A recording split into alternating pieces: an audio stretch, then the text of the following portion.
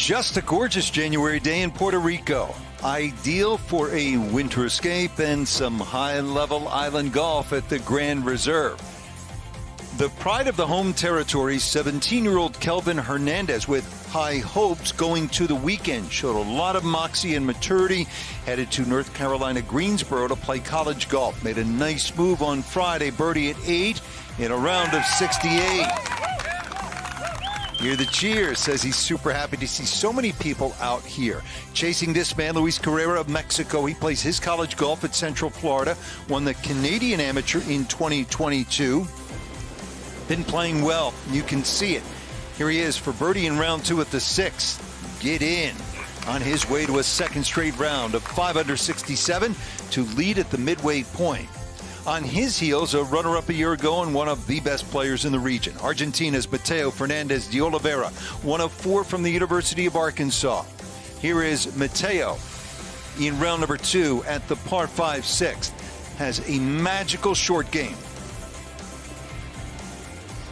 Oh yeah, that's an eagle. 67 yesterday, 68 to open. One of the favorites. He is in excellent position. Here is his teammate at Arkansas, Julian Perico, but a consistent factor at the Latin America Amateur for years. Big personality, plays fast, and plays well.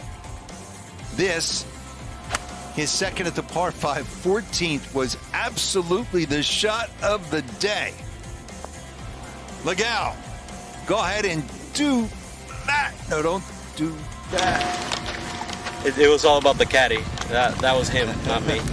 Caddy and some skill. Tap in for Eagle 66. He's right there. 8th edition of the Latin America Amateur Championship.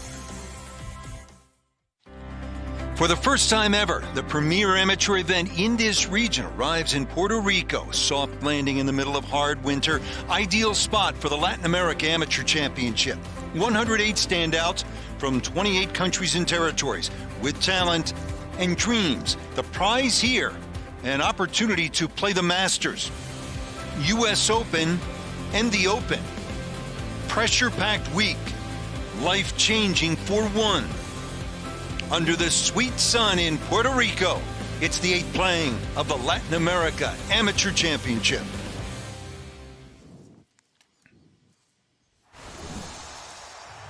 The Masters Tournament, in partnership with the R&A and USGA, proudly presents the 2023 Latin America Amateur Championship.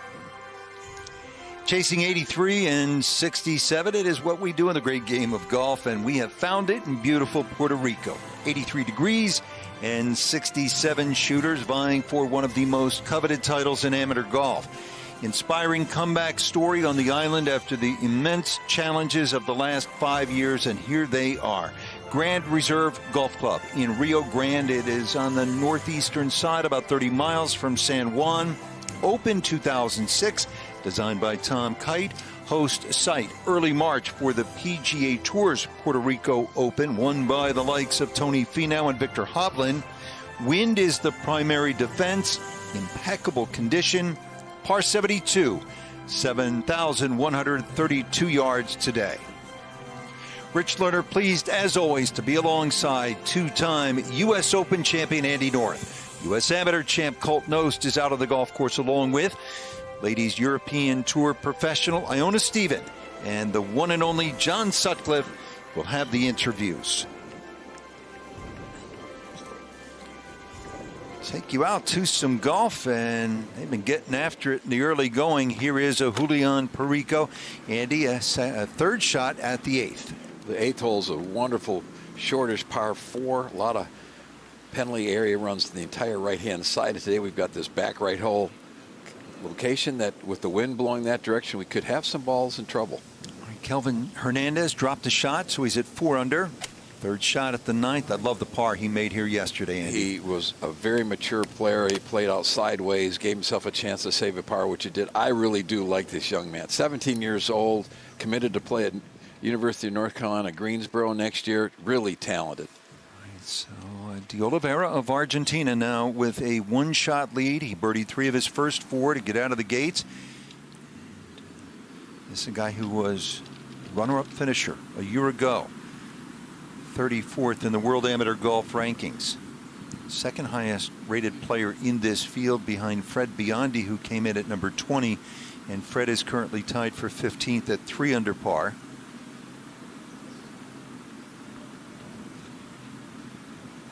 Let's bring in Colt Knost. And Colt, what are the conditions like?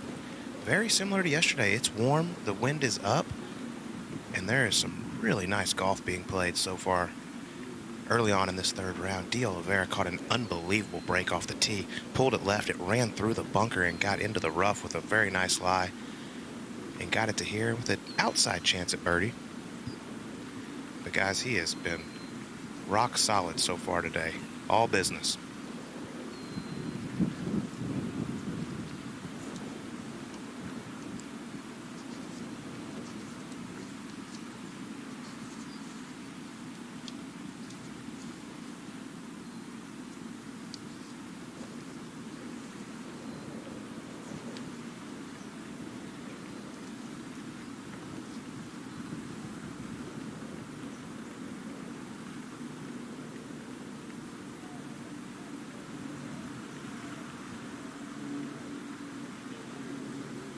An honorable mention, All-America at the University of Arkansas.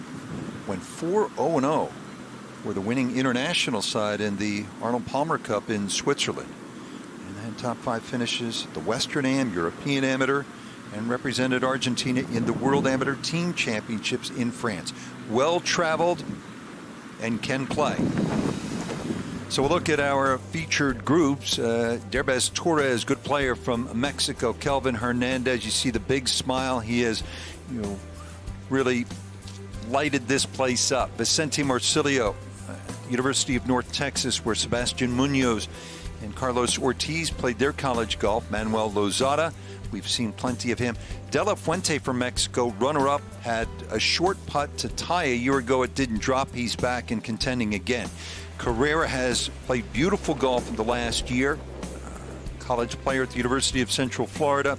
And then there is Julian Perico alongside his good friend and teammate, De Oliveira. Now the birdie try for Carrera, and Colt, impressions of the young Mexican. He is a big, strong player. Seems to have all the tools. Has played so great so far this week. And hit another beautiful iron shot in here from 143 yards. This one coming up the hill shouldn't do much. He won the Canadian Amateur Championship last year in Vancouver, which is a huge amateur event. It gets him in the Canadian Open. So I'd like to get in the Masters, the U.S. Open, and the Open Championship also with a win here this week. It's going to be interesting to watch that right there, Andy. I saw he stood up a little early there, missed a couple of putts to the right so far today. Lone Mexican winner of the Latin America Amateur Championship was Alvaro Ortiz. That was 3 years ago at Casa de Campo in the Dominican Republic. Now Perico. He's from Peru. Boy, that's a bad bogey on a pretty easy hole. And that's a length putt he's made a ton of this week. A little surprised. Misread possibly, or just a little bit too easy. 2 bogeys in his last 3.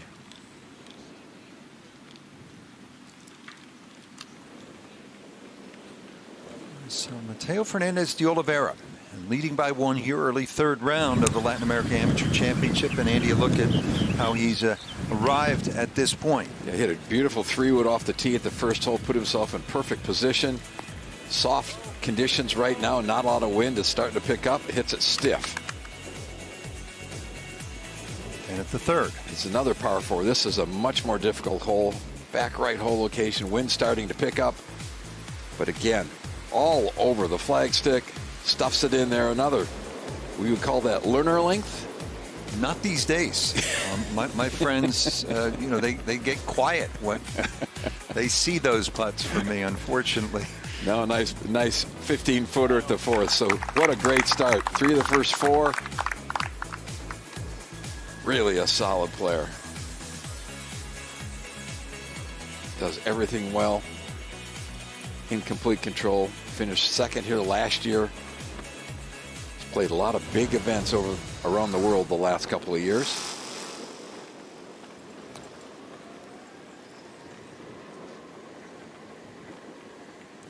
Let's go to Kelvin Hernandez here at the ninth green. Just to get back to 5, he could use this, Andy. Yeah, one of the easier hole locations. I think we could see an eagle here today. Just pushes it out to the right. But he's really a very mature 17-year-old going to University of North Carolina, Greensboro next year. Always has a smile on his face. He's got a beautiful golf swing. I think he's got a huge future in front of him.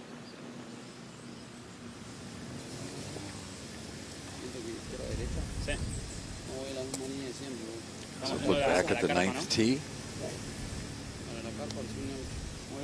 Par 5 playing somewhat downwind. All 3 of these players should have the firepower to get there or get very near this green. Yeah, the wind down off the left today.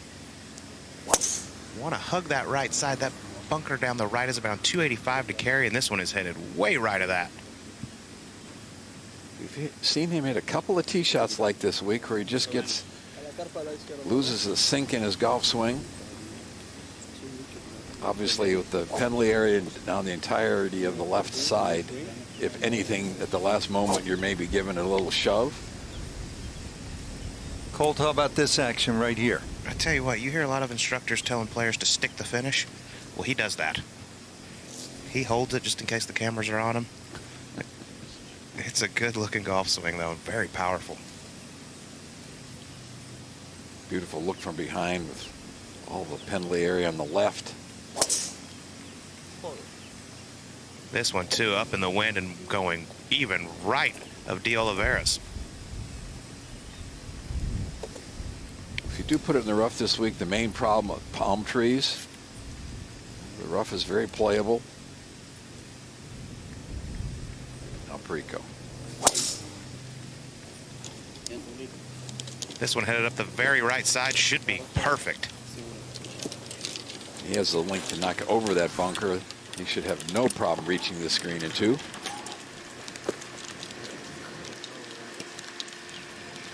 He gets after it, Julian Perico.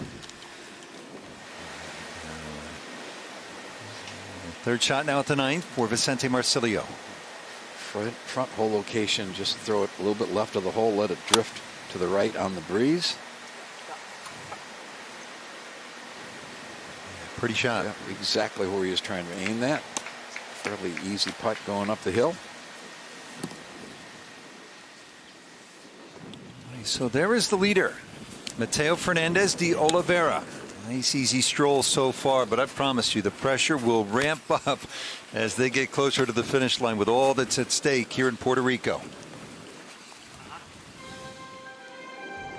The Latin America Amateur Championship is brought to you by Bank of America. What would you like the power to do? IBM, let's create. AT&T, fast, reliable, and secure. Mercedes-Benz, electric made extraordinary.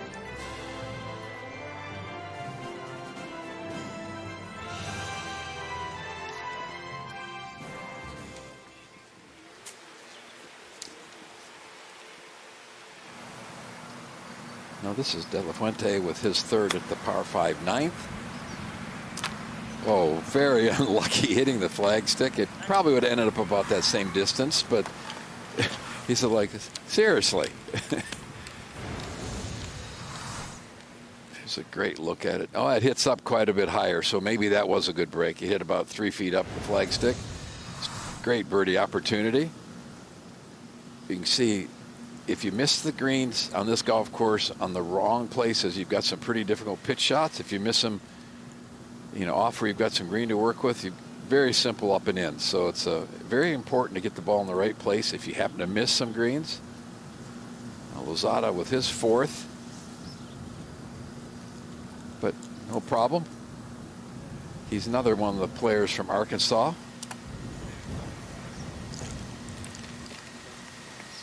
We've got three Arkansas teammates all chasing our leader. He had a horrible accident, broke his ankle, didn't play any golf last year. Now he's getting back at it. No, Esteve, he is a golf god here in Puerto Rico. Terrific guys, played a lot of great golf over the years. Really nice setup with the putter. Yeah, awful lot of these young players look up to Esteve. He's been a really solid player for 20 years.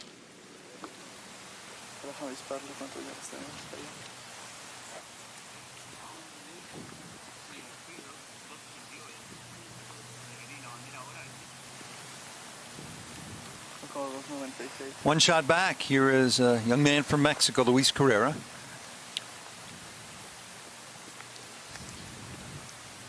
He's hit it far enough to the right, Colt, that the palms really aren't in that big a deal. He can hit a draw up around him and should be fine. He's over fairly close to the 6th fairway. And Marcelio ahead on the green. This to get to 11 under. We saw his 3rd shot in this position. A little bit slower going up the hill. Disappointing par. These guys feel like they can birdie every par 5. Andy, if they had majors in the amateur ranks, this would without question be one, along with the U.S. Amateur, the Amateur, and the Asia Pacific Amateur Championship.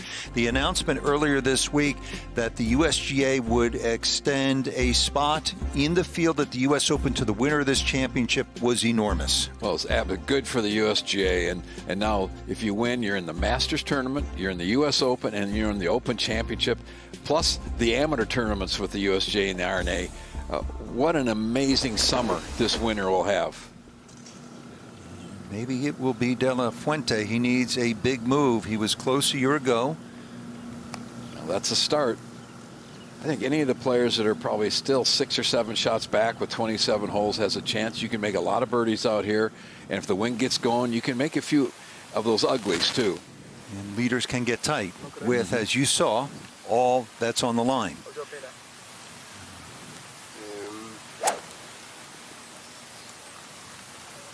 His caddy is Rodrigo Pena, one of his best friends.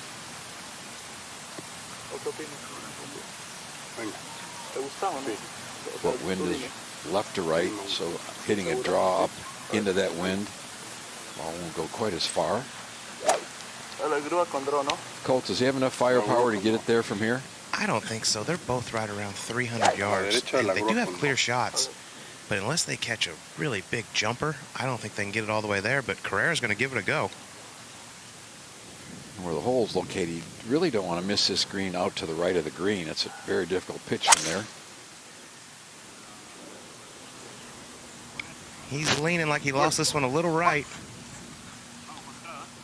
Yeah, it's going to be a good 60, 70 yards short. Should be fine. In between the bunkers, he's far enough back. He probably can put some spin on it. De Oliveira. Just going with an iron for a layup. I think that's a smart play. Get the ball in the fairway.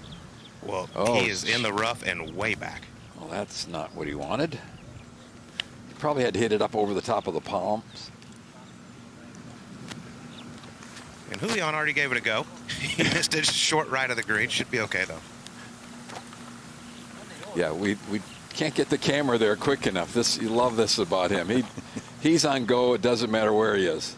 I watched him hit the tee shots in the first hole. They announced him. He threw the ball on the tee and hit it. It was awesome. Didn't tee it up, just threw it down 3-wood, smashed it. And here is the 9th. Big par 5, but it's usually with some helping breeze. As Colt was saying, you've got to put it down the right side. If you can carry it just at that 295 and catch that little downslope, you can get it up there all the way to where you've got about 250 to the green. If you hit it poorly, you've got a great layup area in between and short of those bunkers. It's a par 5 that players expect to make birdie, and today the hole's cut sort of in the right front corner. If you've got it in the fairway back 60, 70 yards, you can get it fairly close. If you miss this green to the right of that bunker, you have a very difficult up and in.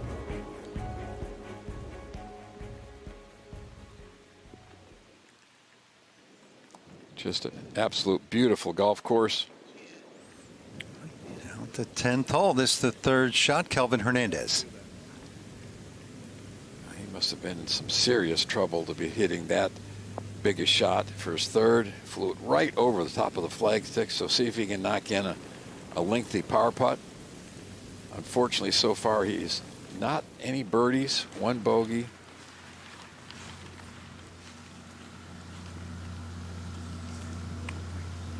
Conditions are really good today, aren't they, Andy? It's perfect. I don't believe the wind's blowing. Is the wind more like we had on Thursday? Yesterday afternoon, it got pumping in the 20, 25 mile an hour range, and it really caused some problems for the players that had the afternoon tee times. But it's a very scoreable golf course right now. We're seeing a lot of birdies.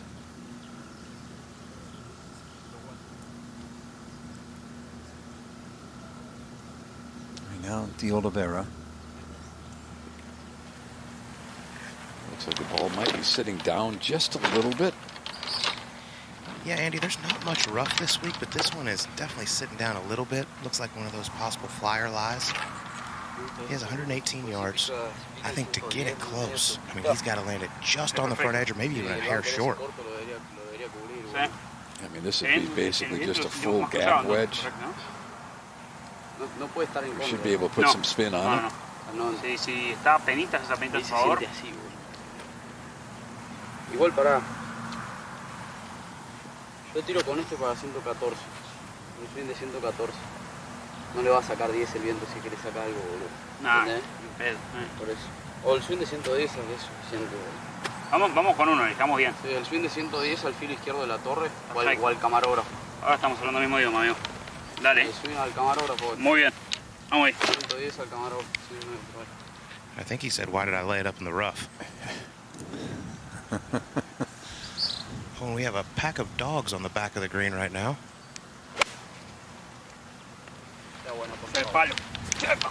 This one at the very right side of the green. That's pretty good from there. Well, he was able to stop it pretty quickly. With the dogs running, you could hear him say bite. Who let the dogs out? Ooh. So Carrera going to have a look.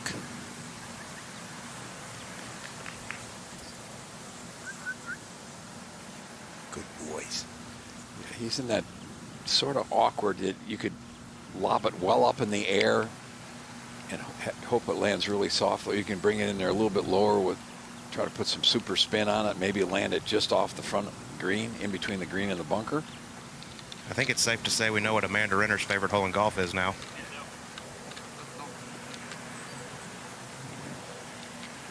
All right, the dogs are gone. Play can continue. And that reference, just to clarify, Amanda has done so much good work with her charity for dogs, for pets. Puppies and golf, if you're interested. And it's a great cause. All right, back to business. Carrera has 47 yards. I think he's got to take this one upstairs. Try to stop it with some height.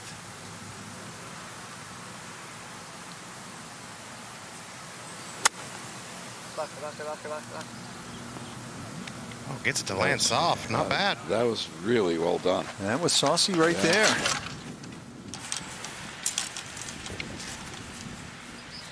With all the emphasis on speed in the younger ranks, the guys are also paying attention to what they do from 120 and in. Oh, absolutely. I think that's been the biggest thing in golf over the last 20, 25 years is that, yeah, you can stand on the range, hit drivers all day long, but you better understand how to play from 100 yards in. And it's been a dramatic increase in the quality of play in these last 6 or 7 years, 8 years we've been coming. Marcilio, 10th tee. Really a beautiful par 4.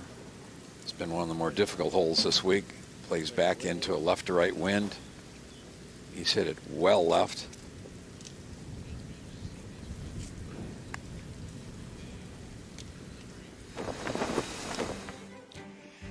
.36-hole summary here at the Latin America Amateur Championship. It is Luis Carrera of Mexico leading by 1 after a couple of 67s.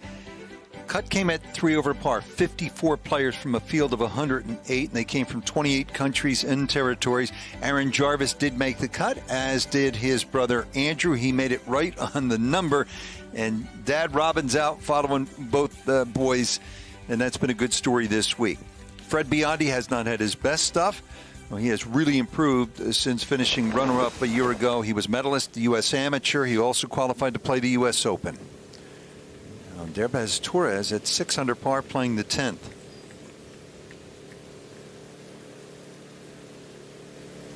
Oh, yeah. Oh, look at that. Look what I found.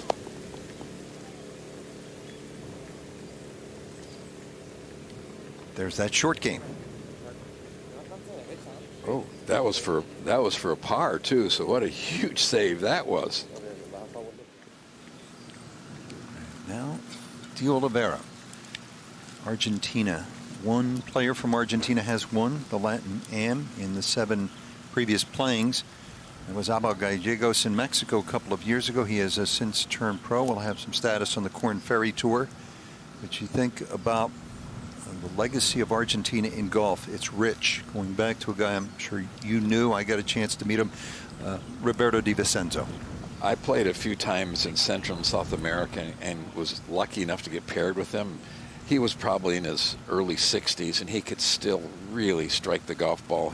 I'll never forget, he had driver on this par 5 about 8 feet from the hole. Driver off the fairway is one of the most beautiful shots I've ever seen. You're a big guy, Andy. Roberto was sizable. Long arms, enormous hands. Quite enough. I always thought that he and Sam Snead could have been brothers. They were built physically very much the same kind of golf swings. I'll never forget what he said to me. I asked him in an interview, it was at the announcement for the Latin Am. And here's Kelvin Hernandez for par, about the infamous scorecard incident that cost him the 68 Masters. He never pointed a finger. And Tommy Aaron, who recorded the number, was a par instead of a birdie at the 71st hole. He said, money is easy to get. You go to the bank, you get money. Your good name, prestige, not so easy. Of course, he was given the Bob Jones Award for sportsmanship soon after. Good lesson for everyone, not just in this game, but in any endeavor. Now Carrera, this to get to 12. He's got about 8 feet. And not a lot in it. Andy, all these hole locations are located in sections, and if you get it in the proper section, the putts don't really break that much. Well, I agree, absolutely. Just started at the left, think it's going to slide right. You see the edge of the green a little bit higher. Your first thought is it has to break to the right, but just didn't. We've talked about how you got to take advantage of the par 5s. This group just played that side par 5s and won over. Yeah, that's a killer, absolute killer. They played everything else pretty darn well that night, though. So Carrera began the day with a lead. He now makes the turn, shot back. It is De Oliveira from Argentina.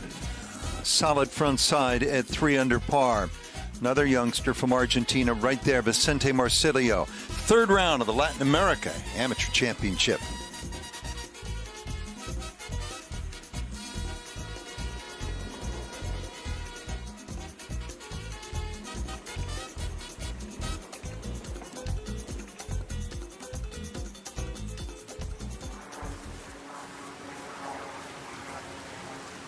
Let's go to the 10th hole. Lozada, second shot, just pulling out of the very close, sculptedly cut left-hand rough. Hole's cut in the left middle of this green.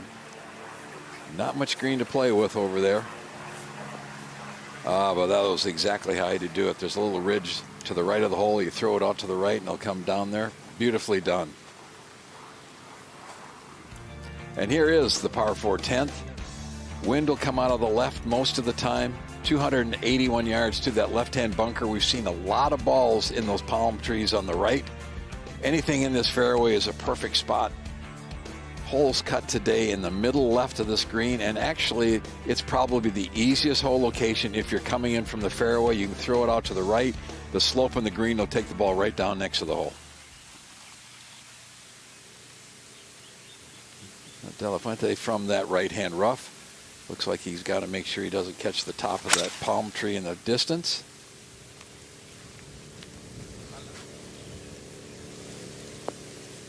And that ball is going to stay up on top of that ledge on the right half of the green. But not a bad play at all from back there.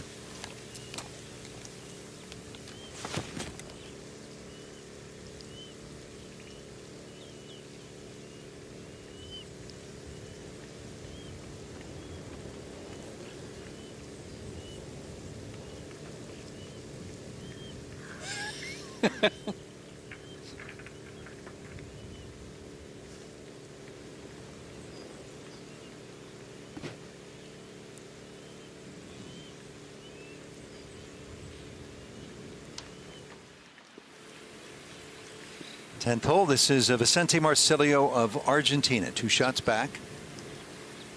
Let's bring in Iona. Good afternoon. It is hot, hot, hot out here. Must be pushing around 30 degrees Celsius. Wind as well, blowing.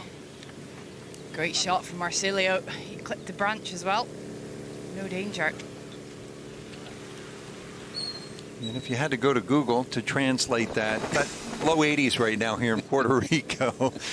Tom Kite did the work here. It opened in 2006. Puerto Rico Open. What do you think, Andy? I think it's really a beautiful resort golf course, which this is. It gives the players a lot of chance from the normal tees, and you get it all the way in the back. You've got some golf to play.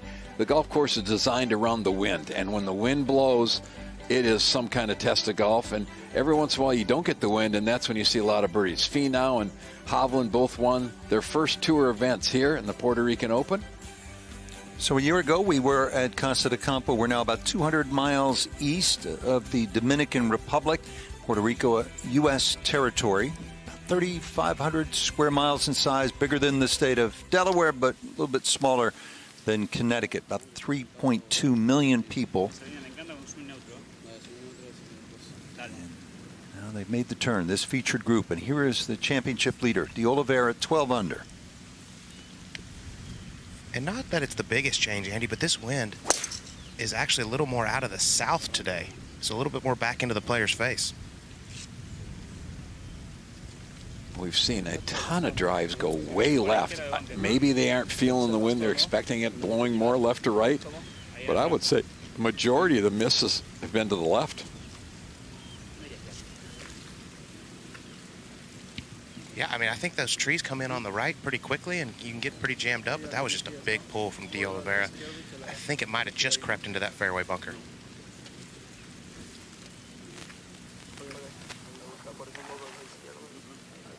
Just an absolute gorgeous day to be playing golf or sitting on the beach or pretty much anything else here.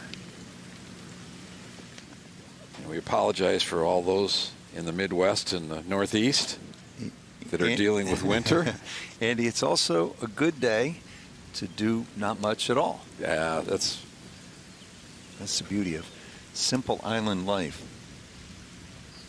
Looks like he's got it aimed at that left-hand bunker, expecting it to slide to the right.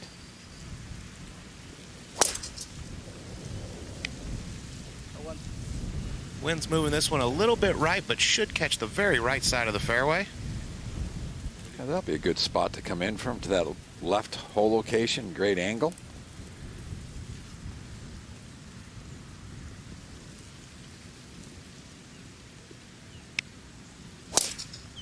None of those shots are on tape. This is Perico just getting up and going at it as quickly as he can. Rich, we've talked about his great personality. I just got a text from one of the equipment reps, said Julian might be the most liked player in college golf. That's a nice thing to have. I don't doubt that. Well, he will talk to everybody and anyone. Yeah. He did a lot of the recruiting of the Latin players for Brad McMakin at the University of Arkansas. They've got a heck of a pipeline coming down here. Jose Islas from Mexico. He's making a nice move. Par 5 11th. Went out 4 under 32 and missed this green in a spot that he get it up and in. Not a very big area in that back right-hand corner where the pin is.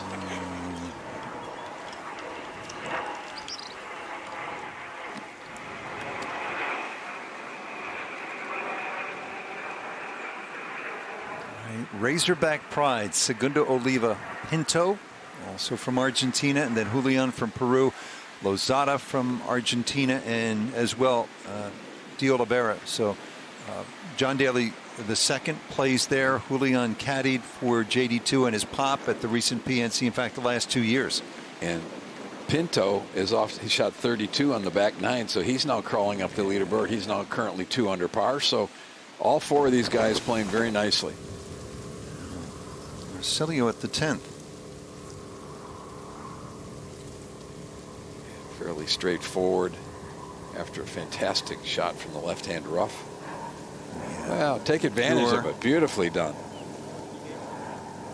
In Argentina, we mentioned, with the richest golf tradition of any country or territory in the region, not just Di Vincenzo, but Angel Cabrera, two-time major champ, Eduardo Romero, late great Romero. Now Islas for birdie at the 11th. Not a ton of break in this one. As Colt was saying, these greens are cut up in 2 or 3 or 4 sections, and if you get it in the right section, you're going to have a pretty good birdie opportunity. Nicely done. He's rolling along today. We're going to see some low scores. The wind's not blowing quite as hard. Course is in awesome shape. It's drying out a little bit. We had quite a bit of rain early in the week. And you see a lot of good scores today. Esteve, 4 under. Godfather of Puerto Rican golf. Making a move. Would that be some story? 41 years old. He actually won a Caribbean Amateur on this golf course a couple of years ago. Decorated player here and across the Caribbean, and played his college golf at Dartmouth. Yeah, played a ton of Puerto Rican Opens here also on this golf course, so he's very comfortable. Maybe he can get something crazy going on his second 9. Biondi having a good day. They can get a few more on the board, not out of the picture. He just made 4 birdies in a row and then followed up with a bogey at 15. So that's a shame, but he had it going pretty well. Respectable defense for Aaron Jarvis. Surprise winner a year ago at Costa de Campo. His world ranking was like 1,200 or something last year. Now it's down in the 200. So he's had a terrific last year of golf. Made the cut at the Open at the old course at St. Andrews. 3 under on day number 2, playing in a group with Sergio Garcia. Played practice rounds at the Masters and at the Open with John Rahm. And now Carrera. Found the fairway off the tee, has 164 yards. And y'all mentioned this front left hole location. There is a slope to the right of it that if you catch it, will feed it right towards this hole location. Yeah, I really think this is the easiest hole location on this green. We probably saw the most difficult one yesterday on the front right-hand corner. You can hit it right at it, or as you were saying, put it out there 20 feet to the right, and the results will be about the same. ¿Cuánto te gusta? ¿Una 180? Me gusta exactamente el mismo tiro que estábamos jugando el 4. 180. ¿Sí, no? Sí. Yeah, I agree with that, Andy. And with this wind shift, it's pretty much straight back into the player's face right now. So that 164 is going to be playing closer to 175, 180. Bonito swing. Yeah, we saw quite a few of the players yesterday come up short of this green, back into the wind.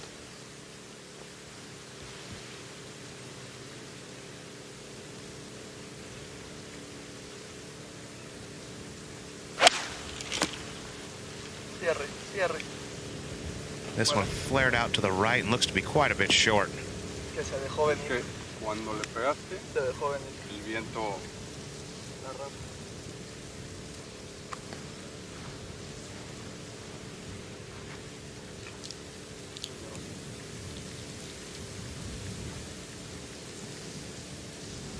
Julian Perico.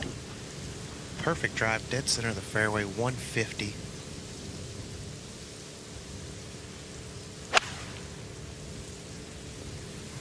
This one thrown way up in the air on a really good line if it's enough club. That's surprising, hitting it that high into the wind. He still hits it 20 feet by the hole. That man has a ton of strength, speed.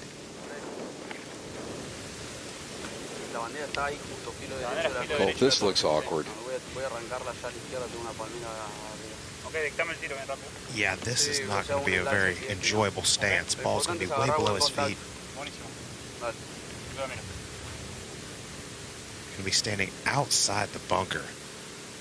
This is just try to get it somewhere around the green and get out of here with a 4. Yeah, just get it, hit it solidly. It's just hard to do. There's no way he can get even his left foot down in the bunker, I don't think. You know, if he's going to maybe aim it out to the right and try to draw it. It's a cruel game. If it's a yard down to the right, he's fine. If it's a yard and a half to the left, he's outside of the bunker and also fine. This is where you really got to stay in that posture. Maintain that knee flex. Really nice contact. That sounded good. That's pretty good from there. Great leave. And with his short game, it no should problem. be a 4, maybe a 3. Who knows? That was really well done, and that's, you know, you get 2 or 3 of those type of shots during a round, and you just have to make sure you get something solid and still give yourself a chance. Marcilio now par 5, 11th. Wind should be pretty much left to right. See most of the players trying to take it down the right-hand side and work it. This one is to the right into the palm trees. He was 1 back last year.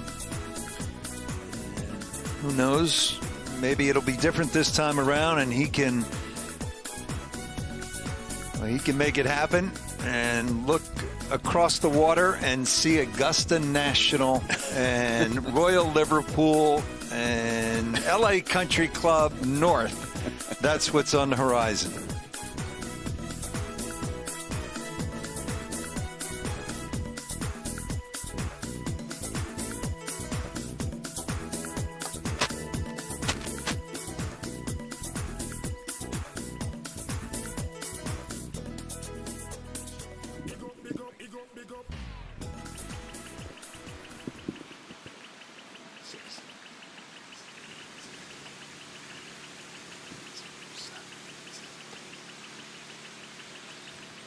Casino with at the par 5 11th. Did he get it there?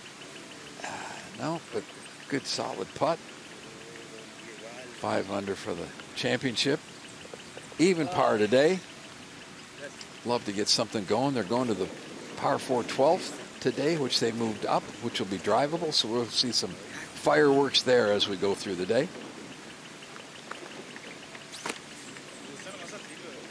He is one of the few players that didn't have a caddy. He decided a little push card himself. Can't get any arguments with yourself. Well, I guess you probably can.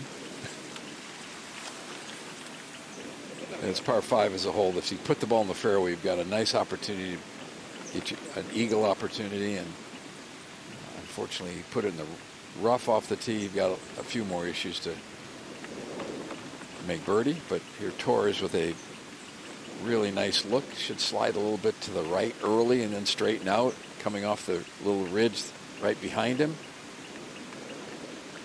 Par 5s are critical on this golf course. If you can play those holes well, you've got a chance to go really low. Just sliding off at the end. Oh, he thought he had it.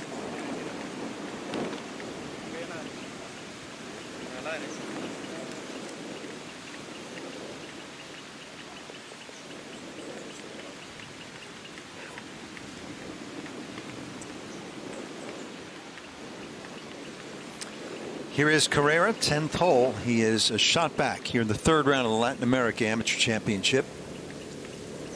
Electing to go with putter just a couple yards off the front edge of this green. It's going to move really hard to his left. Tracking and dropping. Here we go. Wow, Luis Carrera of Mexico.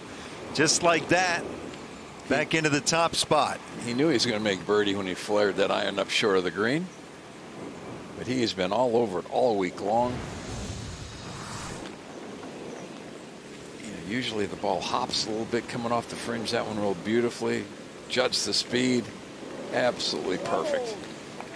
Made one from off the green, shorter distance yesterday. At the 6th hole. Yeah. Number 1. That's exactly right. You're right back there.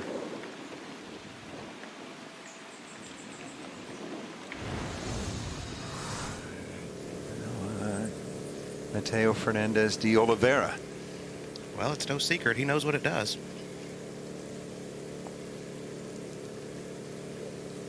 This one needs to get up and go. He hit it on a pretty good line, too, if he'd hit it a little bit firmer.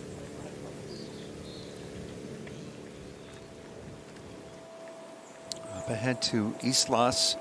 This to get to 9 under. He's on a really nice run.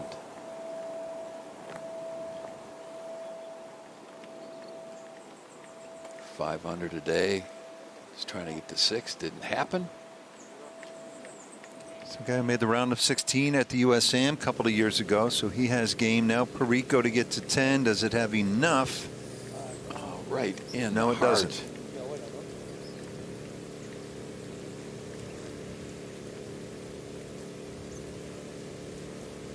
This is a young man who has determined through some hard times that he's just out here to enjoy the game of golf. He is not solely focused on the results. They matter, obviously, but he said, what am I doing if I'm not having fun? So he's out there with a smile for the most part. One of the great lines he's telling us is, I've blown it apart multiple times, so I'm hoping I've learned my lesson.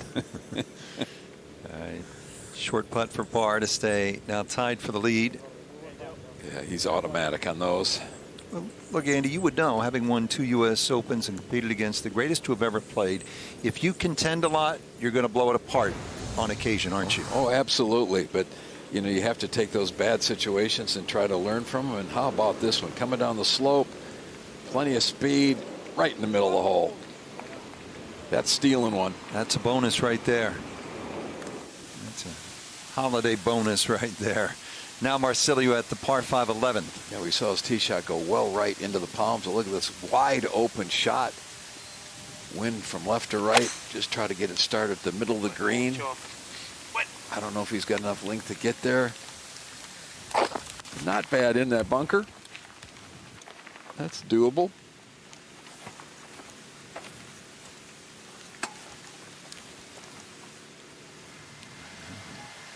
Santiago de la Fuente. This group really hasn't gotten much going other than Marsilio.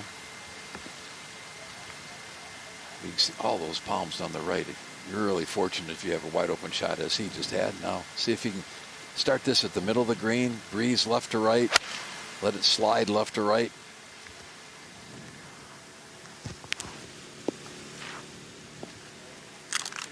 And that will not be the easiest up and in. We've seen some players putt it from back there. They've taken 7 or 8 irons and sort of pitched it on the ground. And here is the par 5 11th. Breeze left to right. Penalty area down the entire left-hand side. I think the ideal is trying to hit it at that left bunker that's 309 and let it slide off to the right. If you do that, you can reach the green very easily. If you happen to drive the ball poorly, you've got to figure out a way to lay it up in between these 2 bunkers. Penalty area right up in the left edge of the green.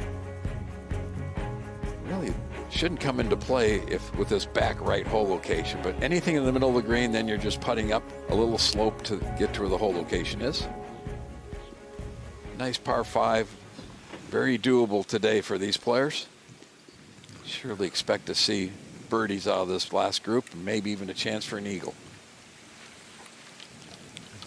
The cream really has risen to the top, not surprisingly. Some of these names are familiar to those who follow college golf.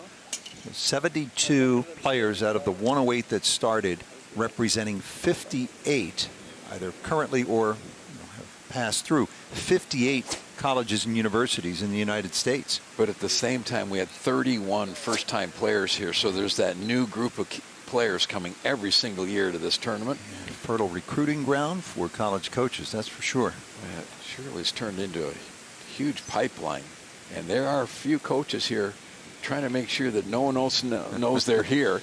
Not a bad recruiting trip. Weather's awesome. Got some great young players.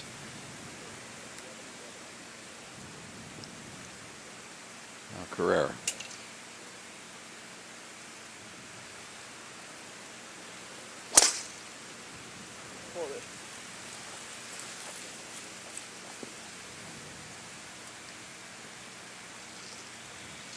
It's just all about how lucky you can be. Make sure you're not behind a palm tree. But that's well offline. You're trying to hit it hard, maybe get ahead of it a little bit, and then the wind just exacerbates the problem.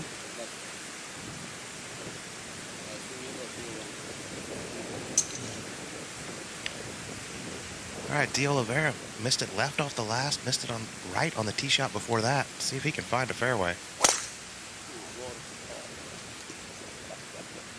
Once again, absolutely hates it.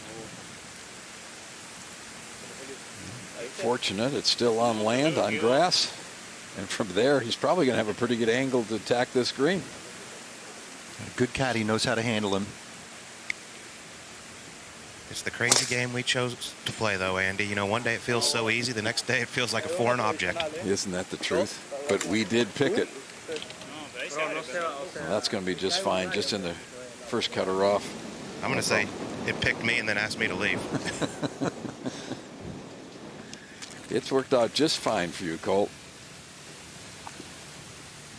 Marsilio, third at the 11th, up and down, and he would, at least for the moment, tie for the lead. Yeah. The lip is fairly close, but it really shouldn't come into play. He's just a little bit on the upslope. Just splash it up onto the green. It should release right to the hole. We've seen a lot of really good bunker shots out of this sand, out of these players this week.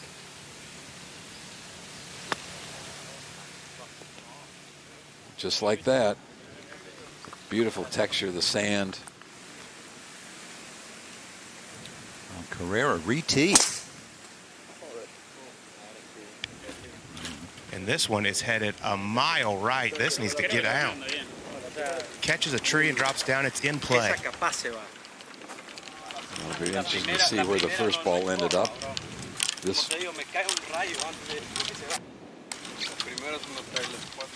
So this is a big moment here in the third round. Co-leader Luis Carrera with some problems here at the 11th hole.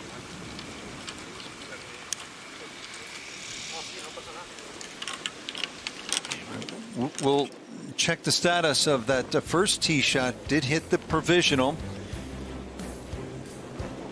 Early back nine, third round of the Latin America Amateur Championship from Puerto Rico.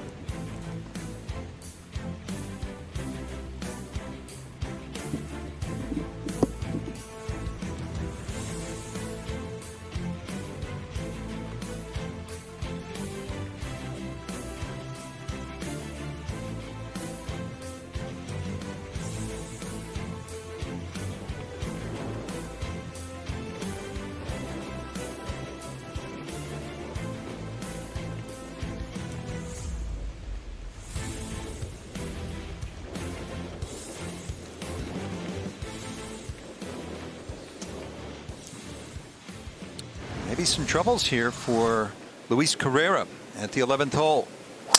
This is his first tee shot. Big swipe at it. You can see that one's headed right.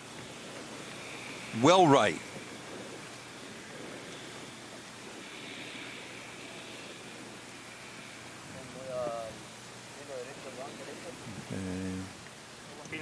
Here's as though he is in play. Look at this. Powerful setup. He's got a rugged build. Big turn.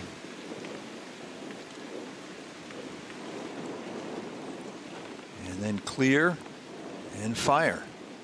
And sometimes you don't always go where you want. But there is that tee shot. So again, par 5. Certainly a chance to recover and stay in the game.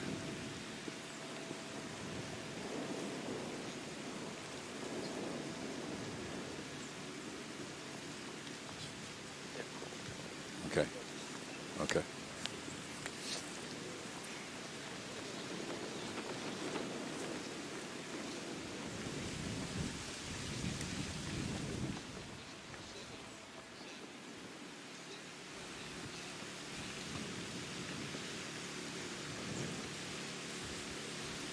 Back in this chance to tie for the lead. Vicente Marsilio of Argentina. That was a beautiful shot, Iona, he hit to this point.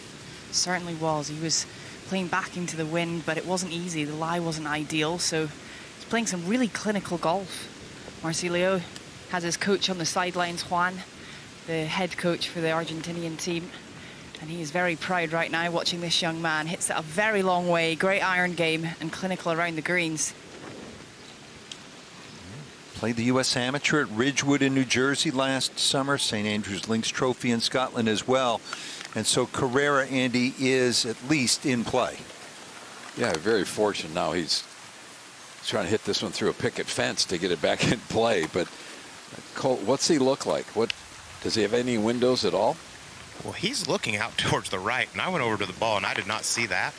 But these young kids have quite the imagination. I mean, I think you just got to pitch it back out into the fairway, have around 175 yards for his third, but he's talking to his caddy about going right here, which seems extremely dangerous.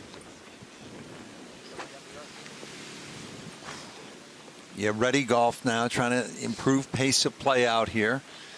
So Perico gets it done. The way that ball went into the bunker, there's a chance it could have buried. We'll know in a moment. Perico had the shortest second shot, but he played first. I like that. Colt, this doesn't feel like the time to take a big risk. I mean, we're sort of just past midway in the third round. He's tied for the lead. You catch a tree and it ricochets right and out of bounds, and you kick away the championship. Yeah, I'm with you on that. I didn't see the play to the right. Granted, I looked at it very quickly, but, I mean, the wind's off the left. There's out of bounds down the right. It just doesn't seem like much good can happen. What might the club be if he's going to try it, and how's the lie?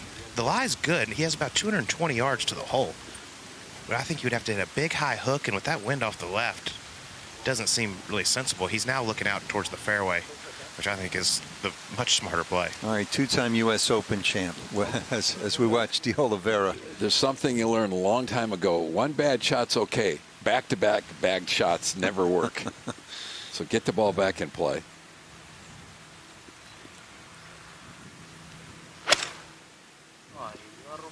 De Oliveira had it in the left-hand rough, but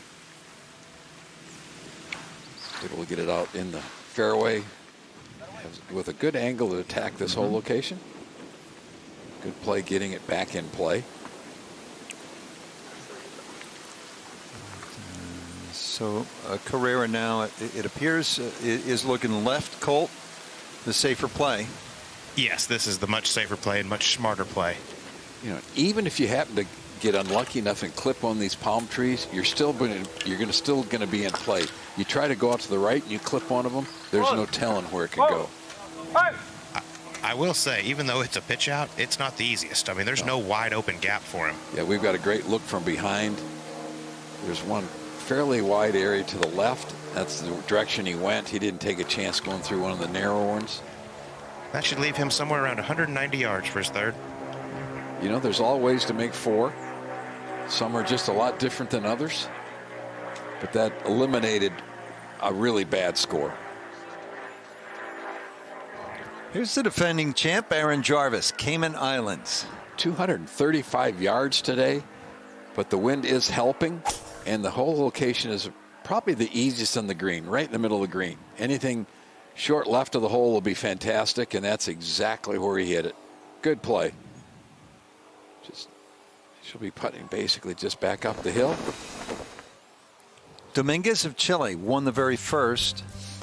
That was in Argentina. He was in the banking industry, has since turned professional. So many of these guys you see on this list playing PGA Tour Latino America. Joaquin Niemann of Chile won back home in 2018. And then Ortiz of Mexico and Aaron Jarvis sort of shocked a lot of people when he slipped in. That massive pileup toward the end of Casa de Campo. Yeah, I think Aaron Jarvis is probably, he and Paul Chaplet were probably the two biggest long odds guys to win.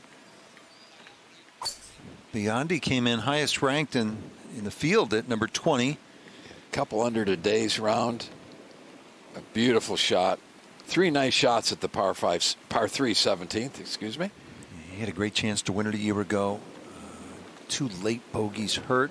He ended up one short. I mean, last year we had literally 5 or 6 guys playing the last 6 holes that had a chance to win, and Aaron Jarvis was probably the least likely, and he got it done. Colt, how about this shot now? Third for Carrera. I got him at 195, wind in and off the left, playing over 200 yards. You know, this group's kind of trying to keep the rest of the field in it the way they're playing these par 5s. I mentioned one over on the first 9 holes, and it's not looking real good here at the 11th. And this is a very small area he's trying to hit to in the back right-hand corner of the screen.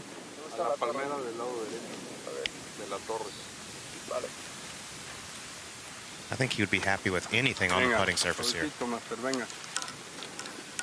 I would think he'd want to start this 25, 30 feet to the left of the hole, and if it goes straight, fine. If it curves with the wind, fine.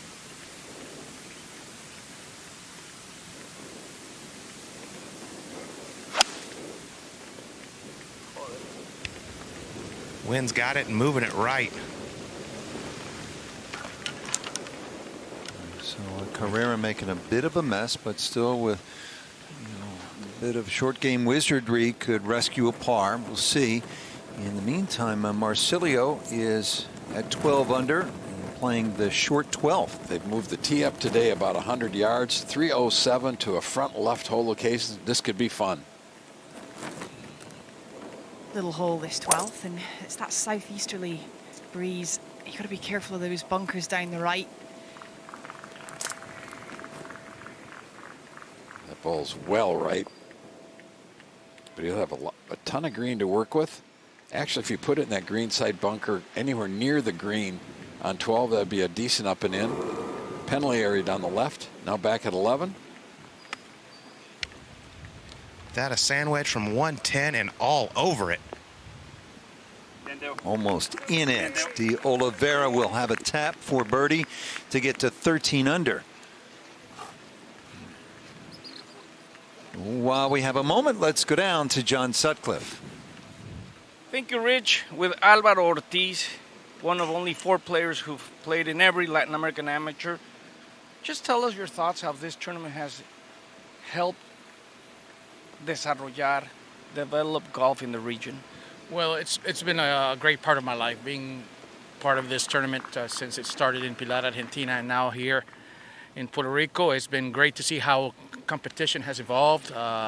Great to be on Paul Chaplet's side when he won, and I have my top 5 myself, but it's great. Staying halfway competitive, getting more complicated every year. But the game of golf in Latin America has evolved greatly. This is an aspirational event of which everybody in amateur golf in Latin America wants to be part of. And glad to be here, and glad to have these organizations behind the tournament, as the Masters tournament, the RNA, and the USGA, which have helped so much golf in Latin America. Only 8 campos in Costa Rica, only 8 golf courses in Costa Rica. Paul Chaplet winning in Casa de Campo. How did it impact the growth of the game in your Pura Vida country? It's been great. Paul, to be honest, unexpectedly, won the tournament, and it created a big boom in Costa Rica. We got a lot of help from private companies in the country, and having 8 golf courses, of which 2 are 9 holes, it's been great. Having a winner in the LAC, gives me a lot of pride. Muchas gracias, Álvaro Ortiz. And guys, of the 54 players who make the cut this weekend, 11 are 18 años or younger. Back to you. Alvaro is such a good dude. 54 years young, and he stays fit and stays in the ball game. A beautiful shot by Julian Perico. Alvaro's a great golf fan. He'll pop up at the Masters as a fan. So Franco Fernandez in his first from Paraguay, 15. Beauty of the game, Andy. It really is. And Alvaro, what a wonderful human being. He's really been the man in Costa Rica for the last 20 years. He's won 25 or 30 of their major events there. He's had a chance here to win in 2017. Yeah, finished 4th. Yeah. He's successful in real estate back in Costa Rica. Played college golf 30-odd years ago in the United States. Carrera trying to get it up and down for par. This is not easy. Really tight lie. Hardly any green to work with. Oh, boy. Making a mess of this easy par 5.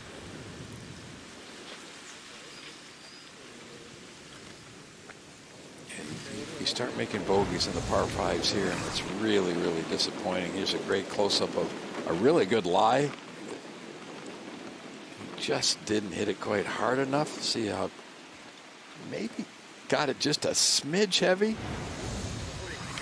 And Andy, ever since number 8, every hole that's been with a left-to-right wind, he's lost it to the right. So that'll be interesting these next couple holes with that same wind direction. Little tap for Julian. And that gets him to 10 under. He himself made a bogey at the par 5 on the front 9, the 6th hole. 4 birdies today for Julian. This golf course will give you a bunch of opportunities to make birdies. You just have to eliminate those squares that show up on the card. Back to Carrera. And for these guys, with the length they hit it, I mean, when you make a 6 on these par 5s around Grand Reserve, I mean, it feels like a double bogey. But this is all about how it rolls through that first yard or so of fringe. Going to move to his left once it gets on the green. This is a good conservative play. Probably not going to take 3 from here, but maybe the chance of making it's not as good as if you had pitched it. You saw the ball bounce a little bit in the fringe. So he pays price for that errant tee shot here at the par 5 11th. That'll be a bogey, and he'll drop out of the lead. That's a hole you're standing on the tee, knowing you're going to make a birdie on. Maybe you hit a couple of great shots to make eagle. So he's going to be disappointed, but they're going to the short par 4 12th next. Chance to get it right back. It is Argentina in the top spot right now. And now De Oliveira chance to separate himself by 1. Andy, you mentioned get it back. I learned from Open champion Todd Hamilton, you can't get it back, it's gone.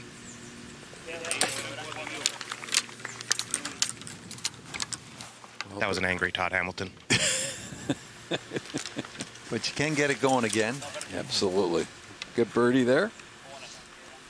4 birdies, no bogeys on his card so far, so he is doing exactly what he'd like to do. Here's Fred Biondi at the 17. I talked about the 2 bogeys he made late, and Fred, oh yeah. And Fred told me early in the week, he said he would not be the player he is today had it not been for that failure a year ago. And you think about the thread all the way back to the great Bobby Jones, and we wouldn't be here if not for Jones. And here is that Gator team, Freddie on the left.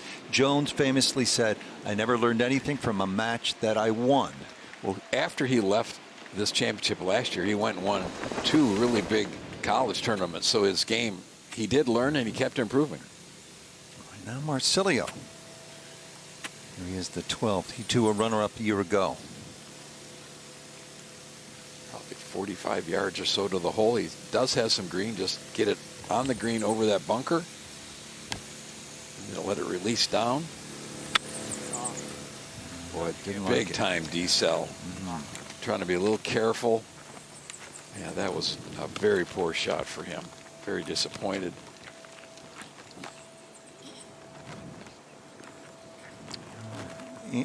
Andy, we've talked about it. All that is on the line. This is unquestionably the biggest event they have ever played. You see them start to get a little tight? Well, I think the biggest thing is that you cannot get out of where your 2 feet are right now. You've got to play the shot you're looking at, play it the best you can. If you start thinking about the rewards at the end of the week, you will struggle. I guarantee it.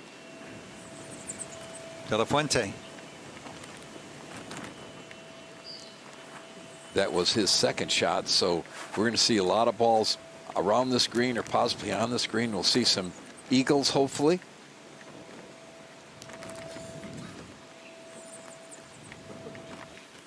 And at 17 with the defending champ, Aaron Jarvis. Yeah, this is also fairly makeable. Not a lot of break, a little bit uphill at the end. Make sure you hit it firmly. And he definitely did that.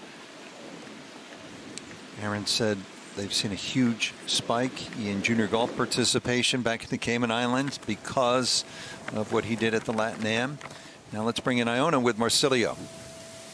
Yeah, well, I really didn't see that one coming, guys. He's been very much in control of his game, but when you're playing back towards the water, which he still is, gets the knees knocking, suddenly the heart rate, you can start to hear it moving up into your ears. But this is important now, just to make sure he gets this nice and close. Hopefully don't do damage at this 12th hole. If you walk away with a par or worse, you feel like you've really let one go here at this very short par 4. Hit a nice bunker shot on the 11th hole. And that was not bad at all. He still has a chance to save par. As Coach Brad Strelke at North Texas says, Vicente's fun to be around, hard worker, wants to be the best in everything he does. He's an excellent student as well. Congratulations to the Masters Tournament, the USGA and the RNA for what they've done here. The quality of golf has improved so dramatically in the 8 years we've been coming. So many more good players. Early on, you could handpick 2 or 3 you thought would have a chance to win, and they'd be the guys there at the end. Now, that list has probably grown to 20. They've inspired a whole new generation. It is. That's what was behind this whole idea to start with. It's a brilliant investment in the future. And now De La Fuente has this for birdie at number 12. Back up the slope. So good opportunity for the young Mexican. No, he's lost his head a little bit. He's feeling a bit hot under the collar. Things not quite going his way today. Still a lot of golf left in this tournament, so his caddy's giving him some firm words just to remind him of that. It's too early to throw it all away. Even par so far today, and a day that, you know, one of these leaders, you're thinking, I've got to shoot 4 or 5 under at least to stay in the hunt.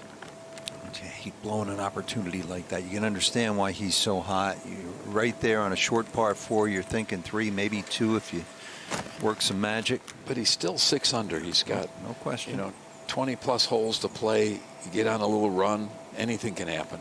And Lozada's in it at 8 under par.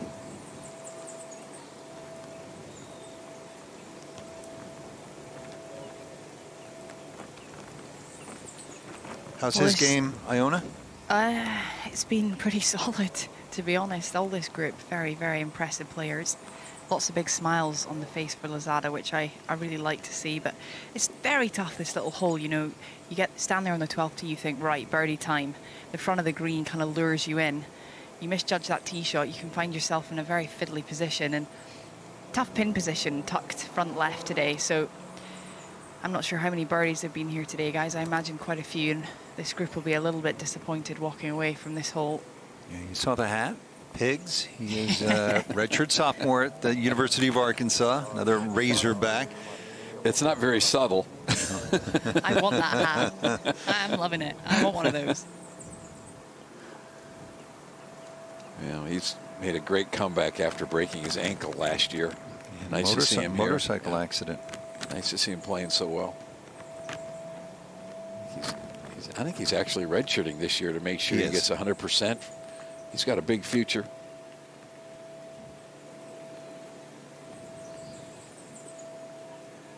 This would be a nice par save.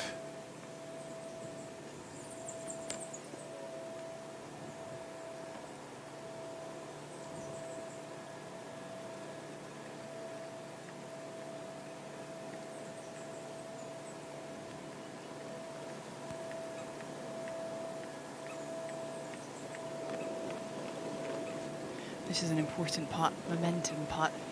Keep things going. Down the slope, a little bit of break on it. He's been putting well today. Oh, that's racing. That's certainly no gimme coming back up again. And as he's marking this ball in the back of his mind, it's like, what have I done here? Just seriously. You could have thrown the ball twice and got it on the green from the tee. And now you've got to, you know, this is not the easiest bogey save. No. I think you were saying, Andy, you'd like to see him play a little bit quicker, and I think sometimes Rosilio is just getting inside his head a little bit too much. And that can happen, you know. He's made some good birdies, getting himself right up the top of the leaderboard, and then suddenly you start to tense up and overthink things a little bit. I'd like to see him just free up a little bit and keep going with a consistent rhythm.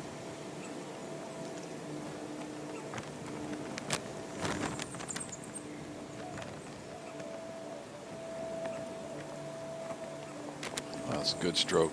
Get out there with a bogey, but you feel like that's a double here. Stand on the tee thinking you can, with a good, decent tee shot, you can put it on the green. Now Biondi at 18. Yeah, this 18th hole, they moved the tee back to the back tee today. It's playing about 30, 35 yards longer than the first 2 rounds.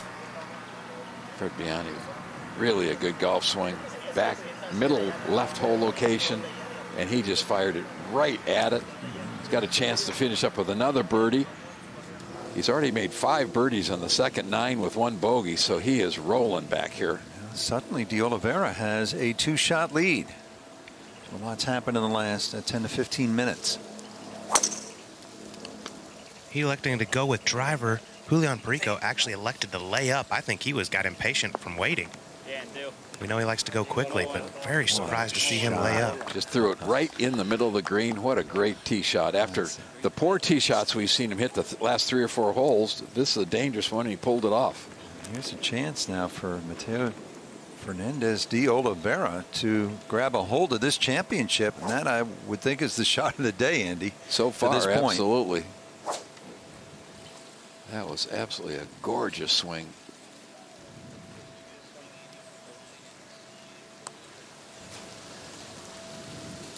Carrera. Guys, I honestly think his practice swing has more speed than his regular swing.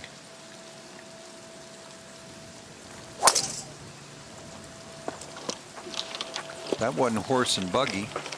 This one headed at that right greenside bunker. Carried it. That is perfect. Wow, what a shot. What a response. 2 unbelievable drives. You're 2 back, you're reeling a little bit, and the guy in front of you knocks it on the green, and you come up with that. Earlier swings. Carrera. This was on the 10th hole. Gets the club set in a good spot. Gets the club underneath a little bit. Nice results. Good balance. Holds the follow through. This is a really nice look at it. Ball just off of his left heel. He turns the club under, taking it back, but gets it in a nice position. Remember the days when you could turn like that? Yeah, that's a while ago, Rich. Good release, full release through, finishing strong on his left leg.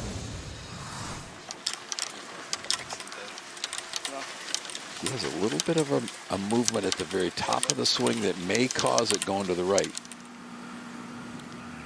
Aaron Jarvis to get to 3 under. Playing his college golf at UNLV. Taylor Montgomery, UNLV product. Playing some decent golf out in Hawaii on the PGA Tour. Taylor comes back. Aaron says he'll go over with the team, maybe to Shadow Creek, and get after. He said Taylor Montgomery can really putt. Well, I'm sure he's a little disappointed with even par today on a beautiful morning. Right after the bogey now, Marsilio at 13. And this is the hole that's played as difficult as any this week. Penalty area all the way down the right-hand side of this hole. Going with 3-wood, taking it out to the left center of the fairway. That's perfect. Perico. Guys, I'm just shocked by that layup. I mean, definitely had the firepower to get it there. But hey, maybe he knew what he was doing. Always to make birdie. I'm actually a little surprised he laying up. It didn't lay up further down the fairway. You know, maybe a club or 2 more. But he got it back there at a good distance. He could spin it. Fred Biondi from Brazil.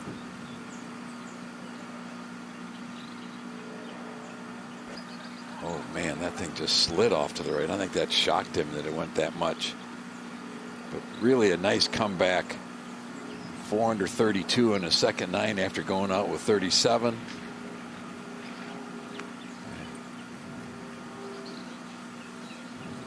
He would need something exceptional on Sunday, and backward movement from the leaders to have a crack at it. Really good website. You can stay connected to all the Latin America Amateur Championship action anywhere, anytime. Visit LAACGolf.com. Follow the championship on Twitter, Facebook, and Instagram. I went there yesterday afternoon when we were back in the room watching a little bit of the second half of the field struggle in the winds we had yesterday afternoon. Great site. Full digital team on site. All right, so now at this short par 4 12th, this Yet another moment here in the championship third round. Just not so subtle reminder of what is at stake. It's a life changer. These guys don't want to know anything about this until toward the end tomorrow. You know, they've all thought about it. We've seen so many of the players get their pictures taken next to the 4 trophies. Very cool. In talking to Aaron Jarvis, who experienced all of that a year ago, minus the U.S. Open, new now as part of the qualifying. He said after playing in those events, he now knows he can play. Yeah. Made the cut at the Open, got a chance to play practice rounds with some of the greats like John Rahm. He just is a much more confident player and confident young man. Well, he said he was really fortunate last year that they had all the cameras were following a couple other groups, and he sort of snuck in and didn't have to deal with all the stuff going on. Now some great opportunities for birdies and eagles here at 12. I love that they moved this tee up. Now Marcilio. This is at 13. 167 yards for Marcilio. Pipe one down the middle there, a little bit of sting in it after the drop shot at 12. That wind's just settling down a little bit. It's roasting hot out here, but it's coming off his back. Going to move the ball from left to right. Probably the easiest hole location on this green. The penalty area really doesn't come into play at all.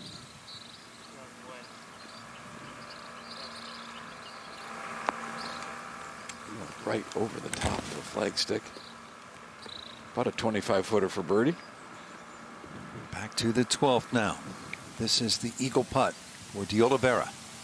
Just outside of 30 feet. This is very makeable coming down the hill. Love that worm cam view. Throwing it out to the right and just snaps to the left. Wow, that was misjudged. He's going to be disappointed with that. It's makeable if you read it right. Well, that ball needed to be another 2 or 3 feet to the right of the hole.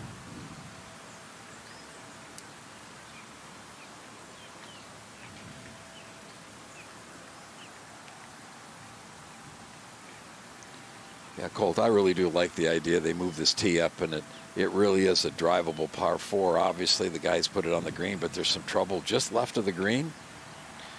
Yeah, I don't know if TV does it justice how narrow it is here at the 12th. I mean, you really do have to hit a solid tee shot. Anything just a little left can kick into the penalty area, and the greenside bunkers are no picnic. Cole, would you like to see him set it up the same way or similar for the final round tomorrow? 100%. I want some action coming down the stretch.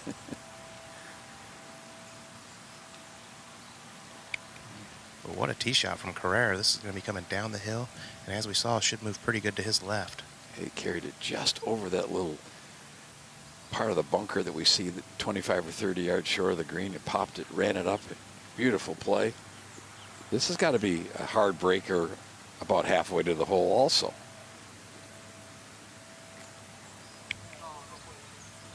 Good effort. So tap for birdie. And Carrera will get back to 12 under par and reclaim the shot he dropped at the par 5. It's a little part of the golf course early on the backside where you'll see some movement. It gets more difficult toward the end. It does. Birdie putt now. Perico to validate the course management.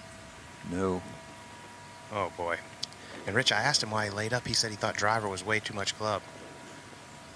3-wood? Apparently he doesn't like his 3-wood.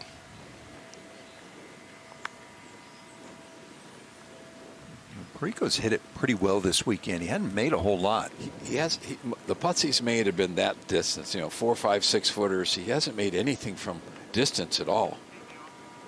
Really hit a lot of quality irons. A couple under today. Get at least 2 more, maybe 3 coming into the house. Andy, he just gets going so fast. I mean, I'm all for fast pace of play, but you gotta take your time a little bit. Well, and that's what I saw at the first tee today. Literally, he didn't tee up his 3-wood. He just threw it in the ground and hit it, and it didn't take him 10 seconds from the time he was announced to the ball in the air. Good 3 right there for the Argentine. Now to 14 under. Lead is 2 on Carrera. 3 on Marsilio, and now Perico is 4 shots back. He can really separate himself from the total field, other than about 4 or 5 guys with a nice solid finish. Back-to-back 9. Yeah, back-to-back birdies. 5 in all for the day, no bogeys. They're headed to the 13th tee ahead on the green. Marsilio to get to 12.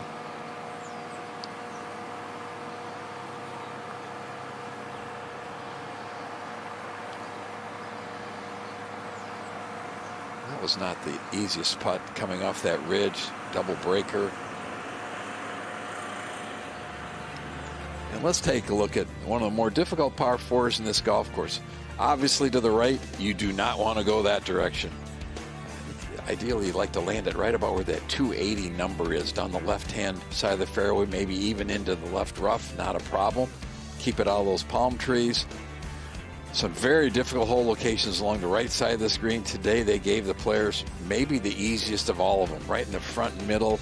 Just throw it anywhere on the front part of the green, they'll get close. I think we'll see some birdies today. We sure didn't see many the first 2 days.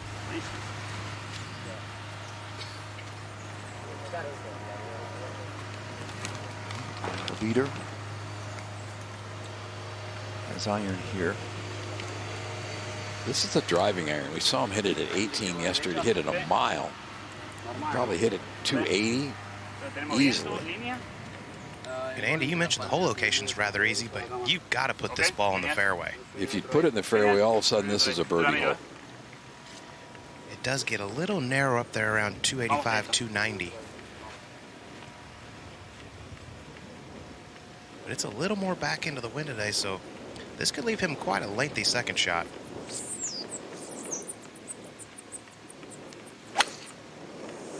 I think a little lengthier second shot from the fairway is not a bad play. That's right down the middle. And a quick snatch of the tee. He likes it up ahead. Marsilio did tap for his par. He is 3 shots back of that guy right there. Carrera. All right, that strong left to right wind once again. Wouldn't be surprised if, you know, it's hard to fault him if this one happens to go a little left, Andy. Oh, absolutely, because his misses have been all to the right off the tee today.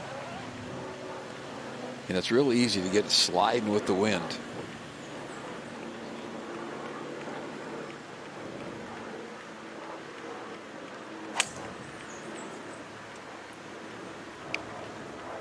Oh, that's a much better swing there. But still, sneaking down that right-hand side, it'll definitely be in the right-hand rough, but safe. Hey, it's dry. That looks nice, doesn't it? Beautiful day here in Rio Grande, Puerto Rico. And an outstanding performance so far by Mateo Fernandez de Oliveira.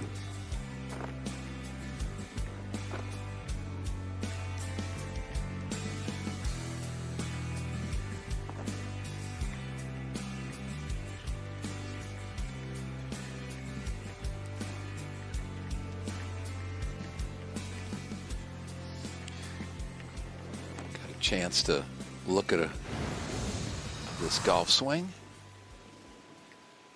Curry, he really gets it set early, and then this is the only thing I don't like. The club gets a little bit wavy at the top, but he's so strong. He can turn through it. Big forearms, can still really release the golf club. Good, solid player.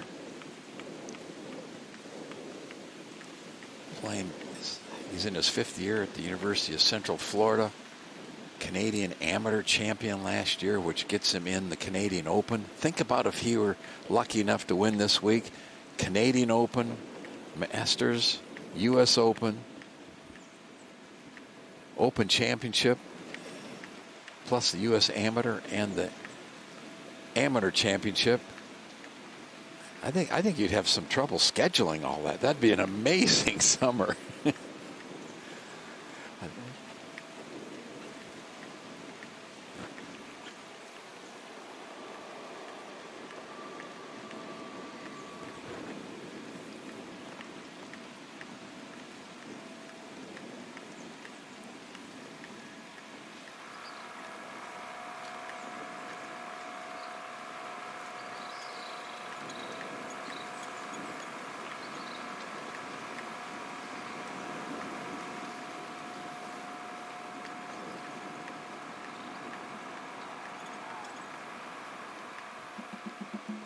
The sun's shining at last on Puerto Rico. It's kids. It's sports legends like Pudge Rodriguez. It's team members playing this week, all beaming with pride. What makes Puerto Rico great is the people. You know, we have some of the best people in the world, just so welcoming, so happy. They love to party, and they're super friendly. We have a very different culture to the United States, and I think we ought to recognize that beauty. We love to dance, we love to sing, we love to eat. We have so much flavor in everything that it is we do, whether it's music or art or sports. We give it everything we've got. No shortage of Puerto Rican legends. Yeah, I mean, you know, Roberto Clemente comes to mind right away, obviously, growing up. And then we had Tito Trinidad when I was in high school, you know, was a big boxer. We saw Pudge Rodriguez out here, Hall of Famer. Guys like Bad Bunny, Luis Fonsi, Chichi Rodriguez, Jose Juan Barea, those guys, you know, they add the extra flavor to everything they do. I love it here in Puerto Rico. Think about what the Broadway superstar Lin-Manuel Miranda, Puerto Rican descent, said. Nothing better for your soul than to visit Puerto Rico. Puerto Rico at 10 under. 197 wind in off the left. This one is just launched up in the air. Wind didn't just quite take it enough, but he could possibly make it from just off the edge of the green. Yeah, godfather of golf here in Puerto Rico, Geronimo Esteve. 235 today. Almost in the middle of the green, but still it's a tough hole to get it close to. Ball hits and runs from right to left once it gets on the green. This is the best shot we've seen all day long. I'm not so sure that might not be the shot of the day. We're going to have some votes before this is over. That was awesome. We all love the guy they call Hero. So he'll have the wind at his back on that vote. Now, De Oliveira. 3 yards closer, 194. Wind not blowing too hard right now. You'd probably start this right at the left edge of the green and just let it slide.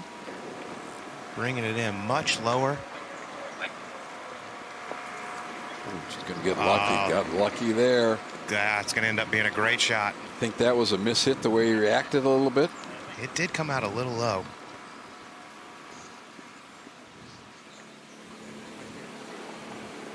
Chris Richards Jr. He's from Trinidad and Tobago. Playing alongside Geronimo Esteve. Oh, this is, wait a second. We may have another. Look at this. Well, we're going to have to vote differently again, Rich. That was awesome. 235 to a foot. Nicely done. To Luis Carrera. Not the best of lies in this right rough. 148 yards. He's got 141 front, which is, I think, the number he's got to be looking at. And this is another one of those little quadrants. If you get it down in that area, you've got a pretty good birdie opportunity. Great look of the ball sitting down just a little bit in the rough. Yeah, I think you look at that 141 number, just a little bit left of it. If it lands short and stays there, it's fine. If it bounces up, even better. Yeah, I agree. So much understanding that shot is, you know, looking at the golf course in practice rounds, having an opportunity to hit some shots at different areas of the greens. They're just not all here playing money games. They're actually trying to figure out how to win the golf tournament on a practice day. It looked like he launched that one up in the air, too. It did. Came out a little knuckly. But he had some spin on it. What a shot. You knew it was good because that was about a quadruple twirl with the club on the follow through. He absolutely loved it, and well, he should have. What a shot.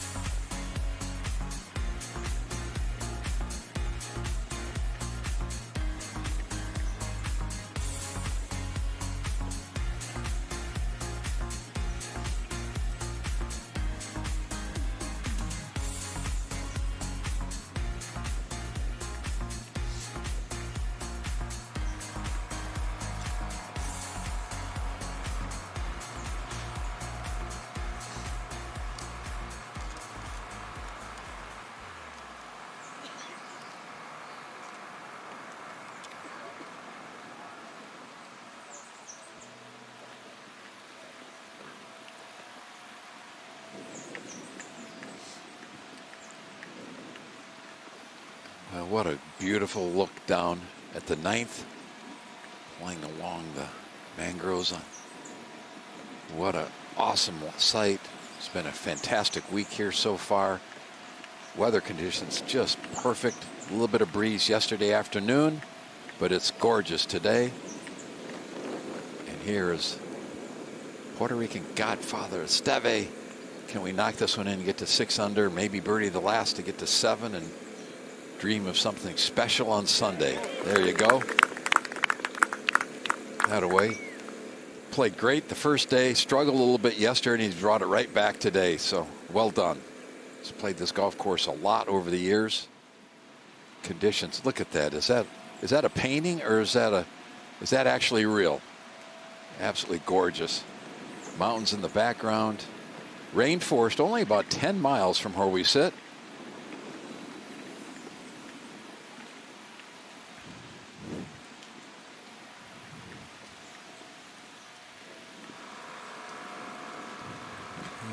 Lead group here playing the 13th at Grand Reserve. 3rd round, Latin America Amateur. Here's Perico. These kids have no fear. I would have been grabbing the putter immediately.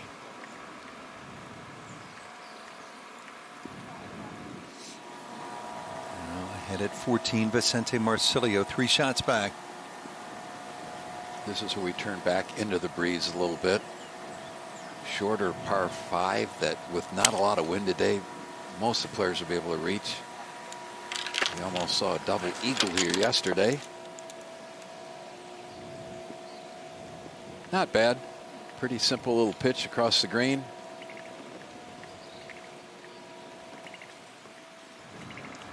Birdie putt to get to 15 under. This could possibly go a little bit to the right, which I don't think you're looking at it as a player. As it slows down, should move a little right. He's begging. Oh, he did. What a nice putt. And that gets him to 15. Yeah, begging and bagging birdies. 3 in a row. 6 under for today's round. He is rolling. He's saying, come and get me, boys. You know, he's got a chance to separate himself a little bit today, which sure makes tomorrow a lot easier. And it won't be easy at all. Was that for 3 in a row? You make a deep 3 in college hoop or the NBA, you put 3 fingers up, right? So that's the turkey in bowling. That's 3 in a row. And good chance to get 4 as he goes to the par 5 14th. And now a little bit of pressure on Carrera just to keep pace. Yeah, it feels like he's got to make it, like you said, just to keep pace. But what an iron shot that was from the right rough to get it to hit that soft. Not a very good lie. I can't believe he's able to put that much spin on that.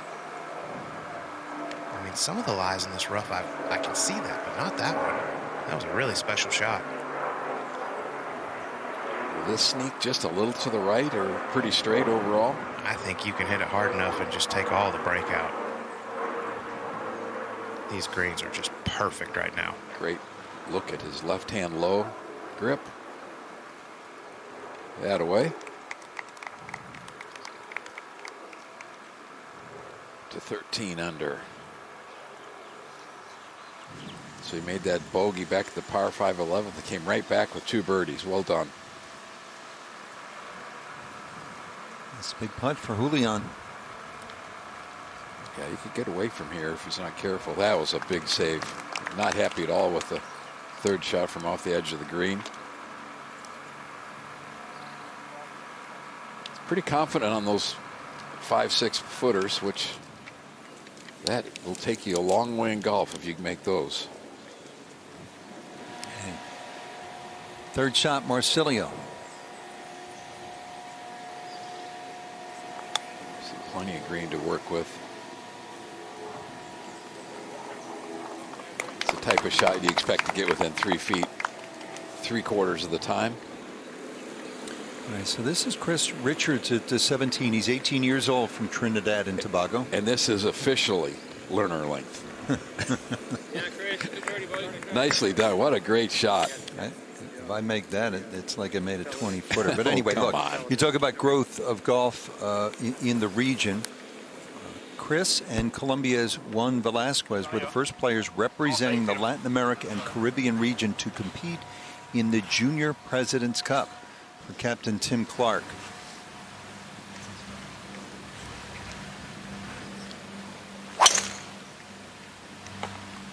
Wind in and off the right, trying to get this one to draw a little bit. Should be good.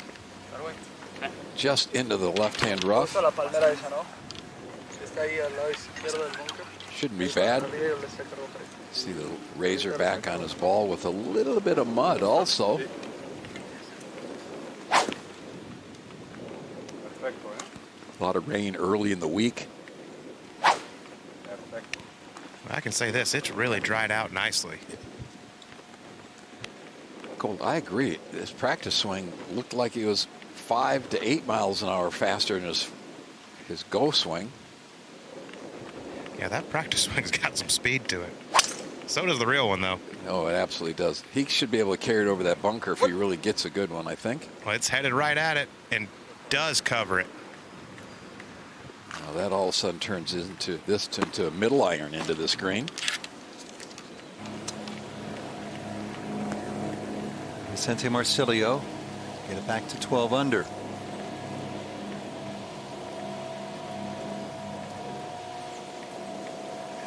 The fact that the wind is down a little bit today versus yesterday afternoon, I think these last holes aren't going to play quite as difficult as they did yesterday. 6th birdie of the day for Vicente Marcilio. Fellow Argentinian De Oliveira is on top by 2 here in Puerto Rico.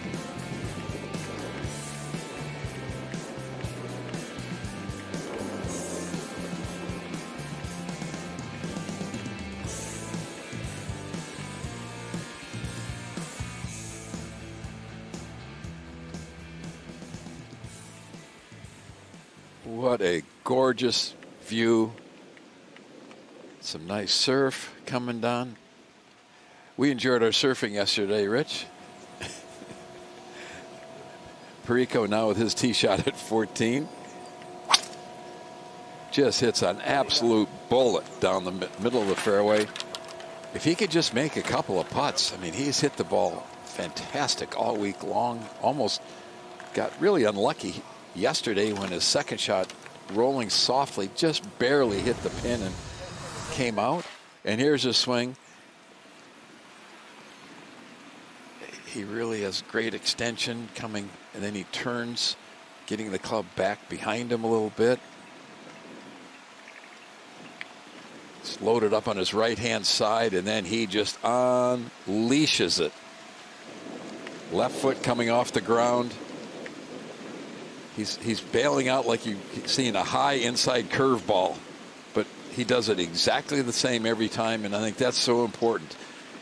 Every player has sort of a swing DNA, and if you start trying to change that dramatically, you can get lost in this game, and he's played the same way. His swing hasn't changed any in the 5 or 6 years we've been watching him, but he does it well, and he creates speed, and he is really a good player.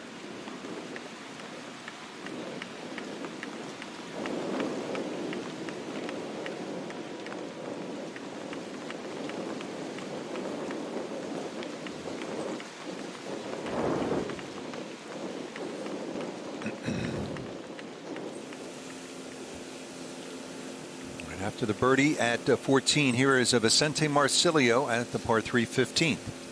And what a good par 3 this is. Right back into the breeze. They've moved the tee up so it's 170 yards. They've given the players a back right hole location. That's a little bit dangerous. You'd like to carry it all the way to the hole or past. That is a really good shot. Looks to have nice rhythm, Andy. He really does. We love this initiative and this one as well. Drive, chip, and putt. For more information, with kids ages 7 to 15 having the opportunity to compete at Augusta National, go to drivechipandputt.com for more. Continuing to invest in the future. In Asia, Latin America, and back in the United States, giving youngsters something to reach for. Now Perico, what a shot he hit here yesterday, Andy. he had a fantastic shot yesterday. He'd like to do this exact same thing. The hole's cut literally only about 10 or 15 feet to the right. Same distance back on the green. This. He's actually just 1 yard closer, guys, than yesterday. So 230 up the hill. Got to be the same club as yesterday. It looked like it started on a good line. It's on a great line. Just needs to go a little. Stuck the finish and stuck the shot yet Just again. a little short. Had it going right at it. He's thinking, man, can I do this 2 days in a row? Let's just play this hole every time. Yeah, here it is from yesterday. Wind blowing a little harder yesterday, but same type of shot. Just hit a bullet in there, and it landed into the upslope and hit softly. What a shot. Really unlucky that didn't go in. It was all about the caddy. That was him, not me. He kind of.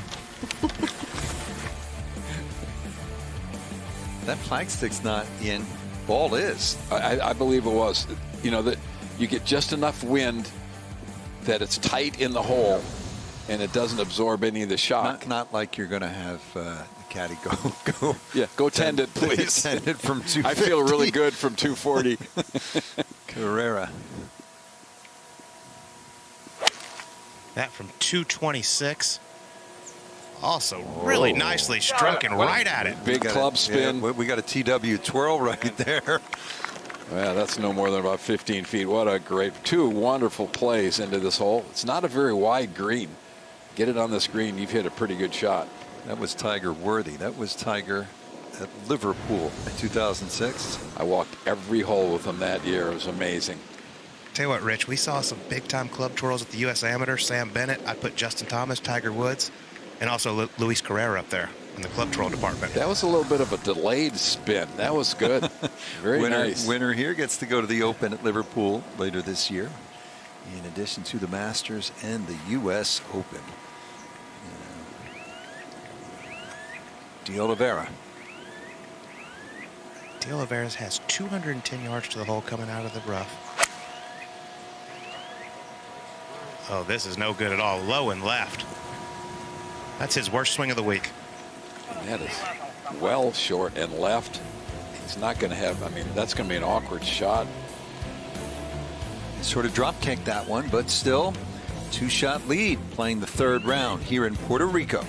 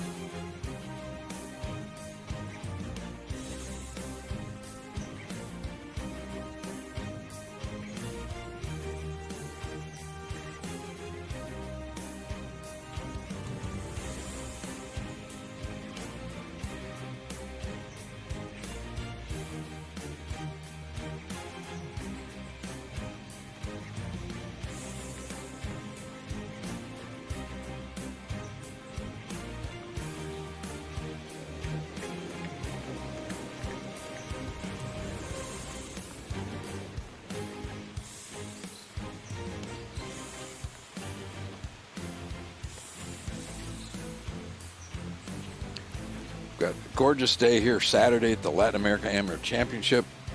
Some terrific play. Cut was at 147, mainly because we had quite a bit of wind Friday afternoon. Scoring today is absolutely fantastic.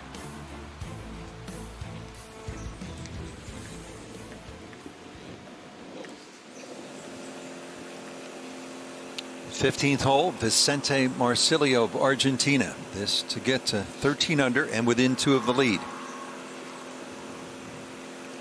Just slightly downhill.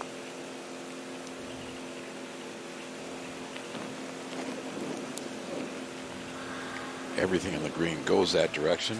Bit of a misread. Back to par 5 14th. Here is the leader, Mateo Fernandez de Oliveira. Let's bring in Colt Knost. Well, he got away with that shot. Ended up just short left of the green. Plenty of green to work with. Very doable. There is a ridge that I think he needs to just carry or land on top of, and then it's straight downhill to the hole. Colt, we've seen some amazing pitch shots out of him this week. Terrific short game. Well, his college coach, Brad McMakin, says he'll put his short game up against anybody in the world. That's pretty strong.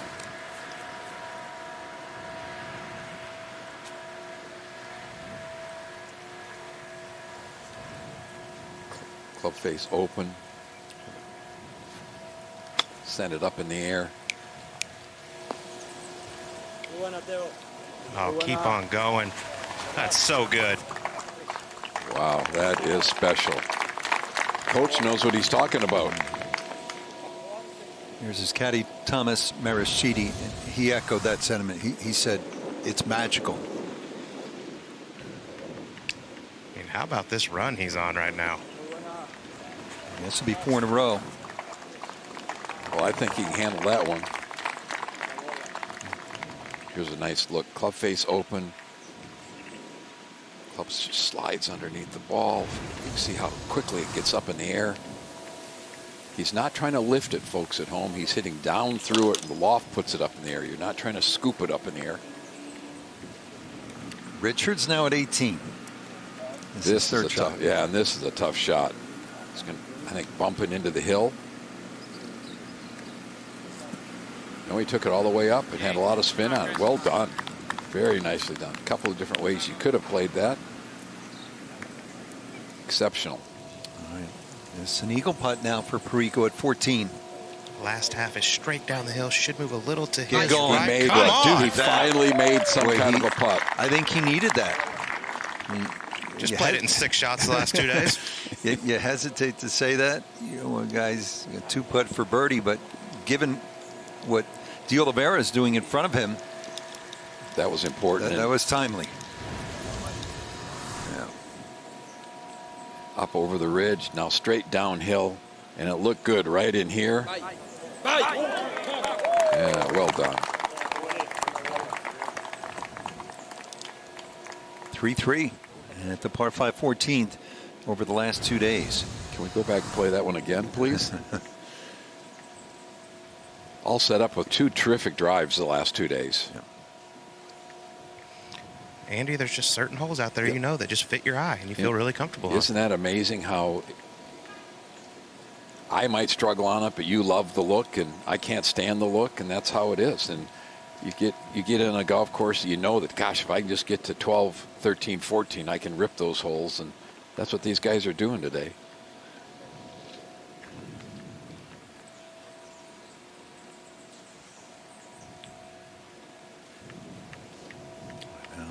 Carrera, this for his eagle.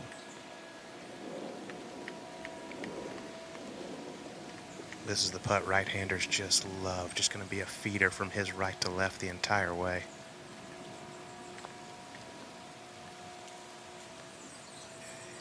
Oh, just runs out of speed. Just a smidge harder.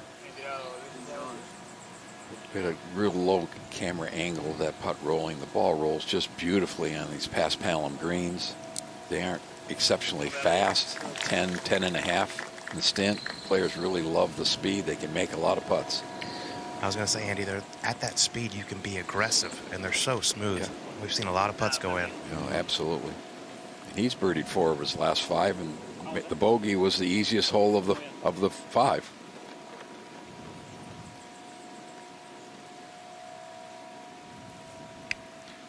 Not much here, just 3 feet. If anything, want to sneak just a little bit to his left.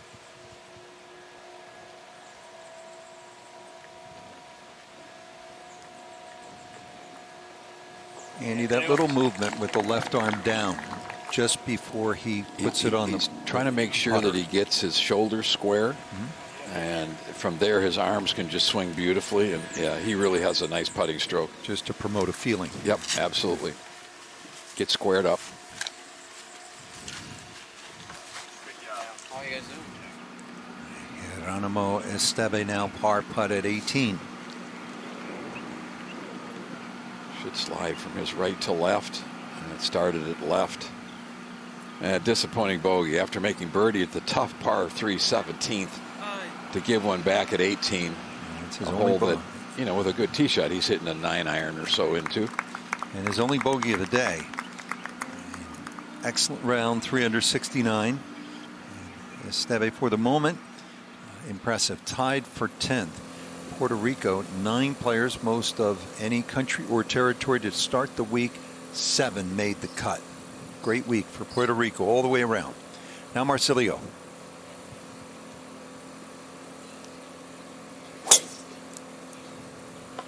Well, that's a strong tee ball firing down the left-hand side. Should be another fairway found. He hits it a long, long way, Marsilio.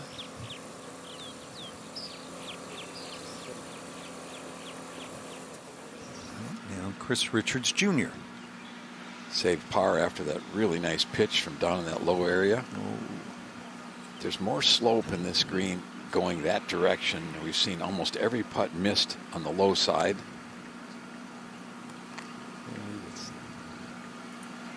After a pretty solid round of golf and you bogey the last, it leaves a terrible taste in your mouth.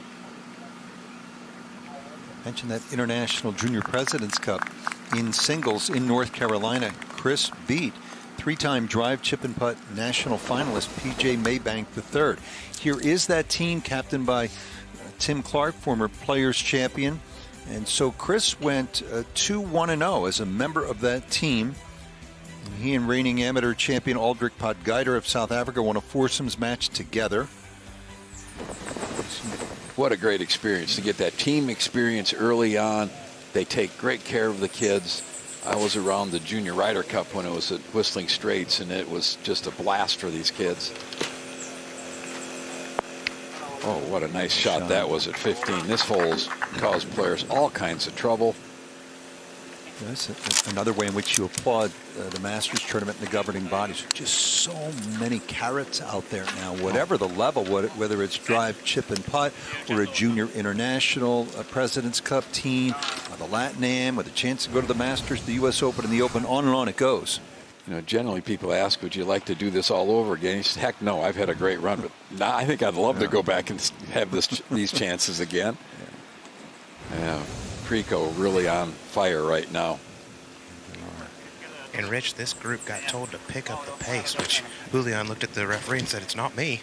I mean, we've seen him, he's as fast as anybody out here, but these other two, I mean, they're up here leading the golf tournament, and they just got told they got to change their pace of play a little bit. They fell behind a little bit yesterday, too. Well, you know, just 2 holes ago, they waited quite a long time on the drivable par 4 12. But it's not affecting them there. Tell you what, when you're playing as well as they are, you're not slow, you're deliberate. No, you're slow. It's still slow. What a beautiful wide look. There's the 15th tee down on the right. You can see the flags gently blowing back into the players. It was howling here yesterday.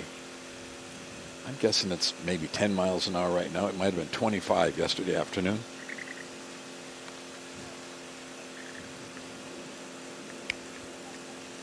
See if we can have the third really good shot here. As you said, wind back in their face, just a little bit off the left.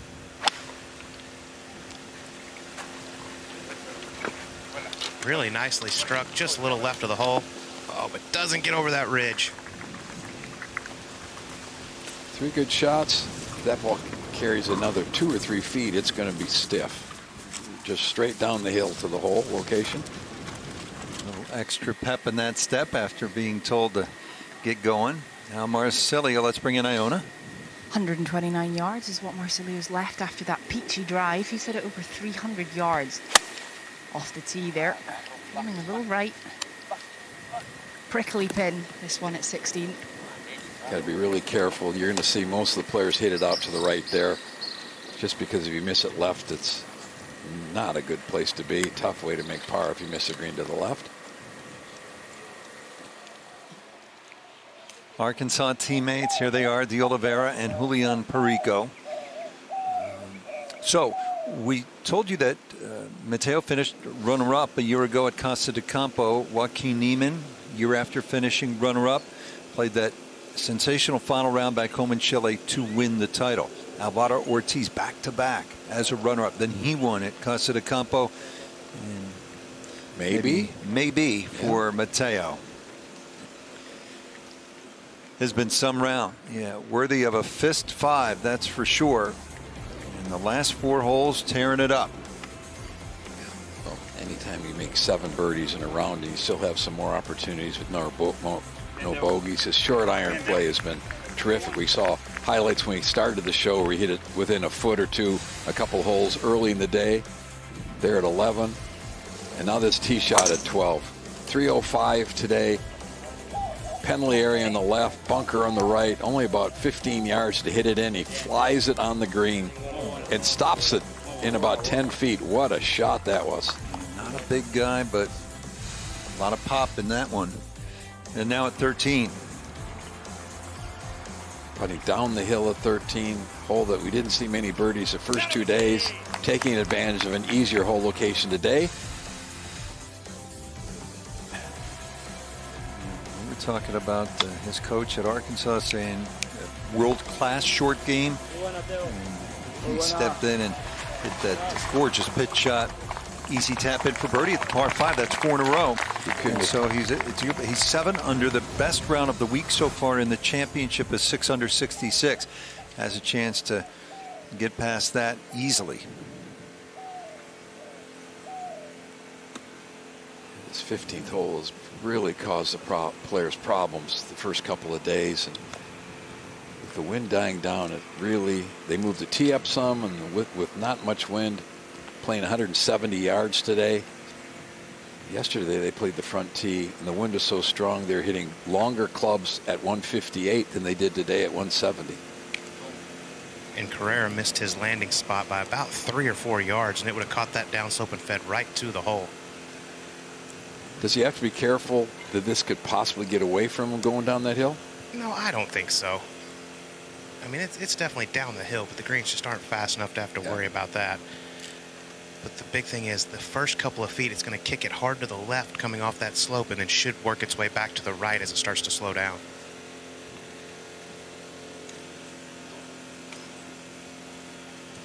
It's been fantastic watching the improvement in the quality of play from so many players over the last 5 or 6 years.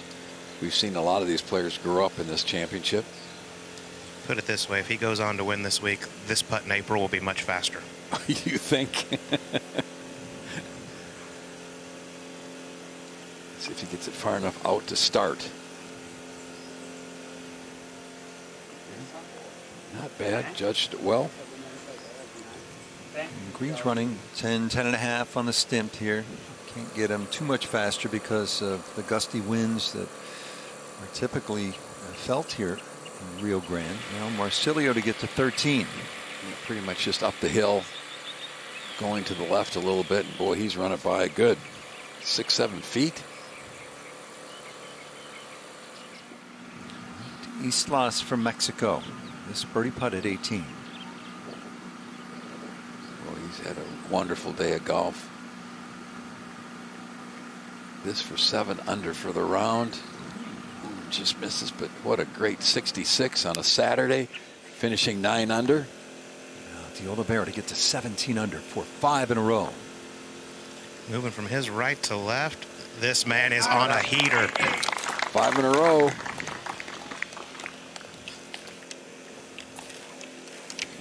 That's high heat right there. I mean, he is making it look easy, guys. Gets him 8 under. He was one of the pre-championship favorites, and you can see why. As was Julian Perico. Could use this, and kind of the story of his week.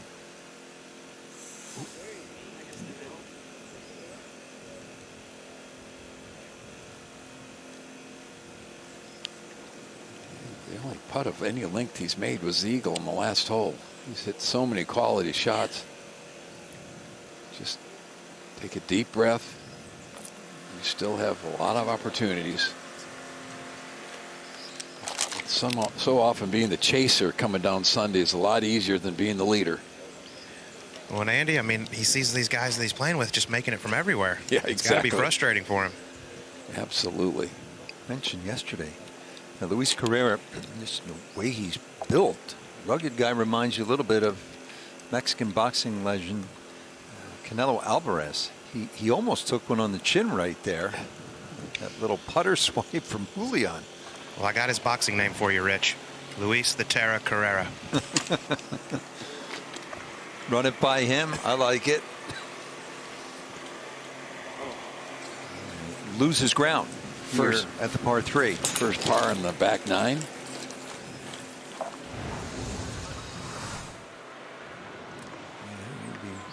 careful here. That was close.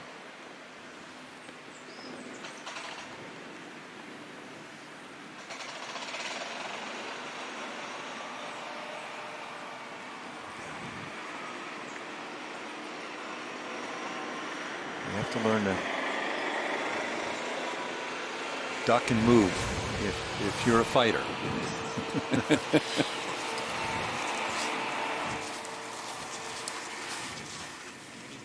This is for a 3rd straight birdie. Matteo Pulsini of Argentina.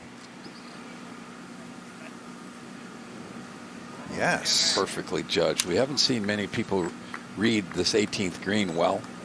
That was right in the heart. 4 of his last 5. What a nice way to take a very average day and turn it into a great one. Now 16T. Still being easy on these guys, moving the tee up here at 16. Hung this one a little bit to the right. Finds the rough. All depends on if there's tree trouble or not.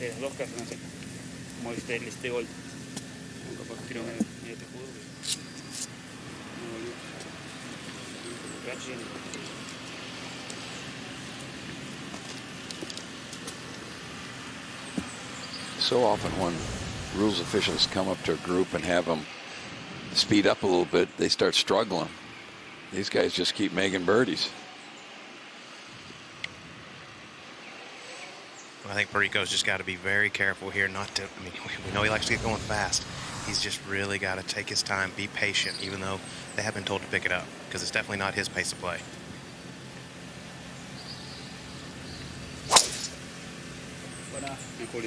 He has really driven the ball beautifully this week. He changes trajectory so much, Andy. It's beautiful to watch. When he goes back into the wind, he just hits these low bullets. That's up there a long ways. It ran as much as any ball we've seen run this week. Head on the green. This par putt now for Vicente Marcilio. Remember, he ran it this far by in his first putt. Yeah, got away with it. Par 16. Still within reach. These last 3 holes aren't playing quite as difficult as we've seen early in the week, just because the wind's being down.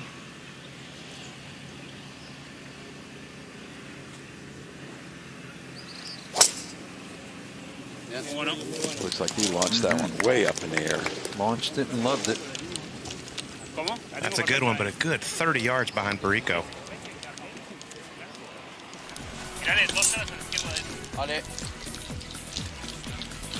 This is some performance by that young man from Argentina.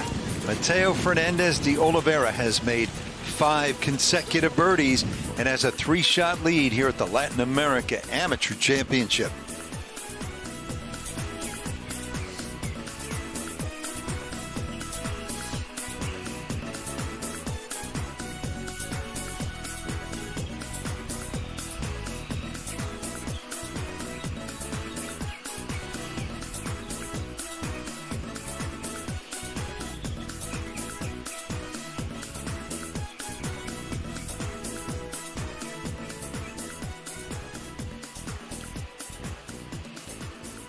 Only 10 miles away, one of the world's great rainforests. Clouds hang over those mountains pretty much all the time. But boy, once you get back in there, the colors, the creeks, waterfalls, absolutely one of the most gorgeous places you've ever seen. Some amazing hikes back in this area. If we only would have had a little bit more time, Rich, we could have gone back up there and had a great time. But an absolute gorgeous area. To think that you've got a rainforest 10, 15 minutes away from the beach and golf and all the other wonderful things we've seen here in the greater San Juan area. Just an absolute, that's as bright and sunny we've seen over the mountains all week. Here's Velasquez from Colombia for a birdie at 9. A little bit up the hill. See if he can be aggressive with it. Oh, disappointing way to finish the day. Like to make that birdie.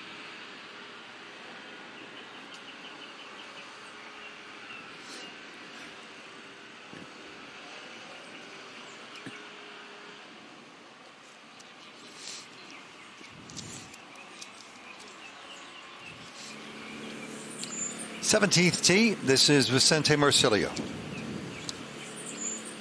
235, helping breeze.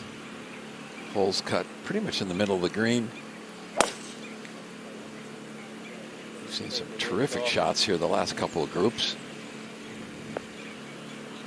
And another one, boy, the ball stopped really quickly downwind. What a shot that was. We love Panama in 2017, and we're going back in 2024. The announcement this week that the 2024 Latin America Amateur Championship will be held at Santa Maria Golf Club. It was at a different spot in 2017.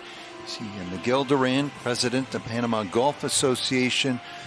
Proud moment for his nation. You see flanked by all of the dignitaries, including Mike Juan of the USGA, Chairman Ridley of Augusta National, Martin Slumbers of the RNA, and a number of others. It's supposed to be a great spot with views of the Panama City skyline. Panama was a wonderful host the last time we went. Excited to get a chance to go there again next year. I made a lot of friends down there. We had a chance to go to the Pearl Islands, which are spectacular off the coast. That sounds like you did that after the tournament. We did. You didn't ask the rest of us to go with you. You were jetting back to a Wisconsin basketball game, if I know you. Yeah, hole cut today, only 4 paces from the left edge, and it goes down into a bunker. Ideally, 15 feet, a little short right of this would be a wonderful play. Well, Andy, if you're coming from the fairway with a short iron like these guys are, I think you could actually go a little past it and use that backstop. Yeah, I think you'd be aggressive with it, absolutely. And almost no wind right now, Colt. Amazing. That from 144 yards. Wind moving it just left of the hole. Oh, this should come back. They're making this golf course look pretty simple. When the wind's down, it's there for the taking. We'll hold that thought for a second. Whoops. Yeah, we've got to look from behind. Yeah. He's got to kick a field goal, it looks like. Or can he go up over? There is a gap. You got to go between that gap and make sure it doesn't get up too quickly. Oh, catches the tree. But it got through it pretty good. There is a false front there, but it looks like it's going to hang on. Wow, he got away with that. But still, this possibly a pivotal moment in this third round, maybe a 2-shot swing. Yeah, he's got that get up on the green better than we thought. Shoot, the way he's going, he might make the 25 or 30 footer there. Fooled us.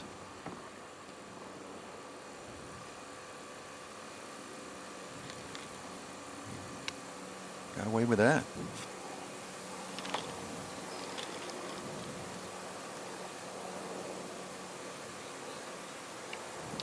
Now Perico.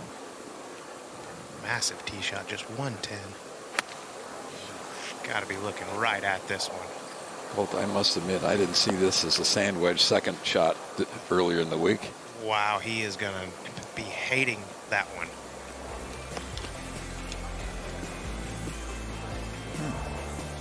So it's all going De Oliveira's way. 3-shot lead here late in the third round.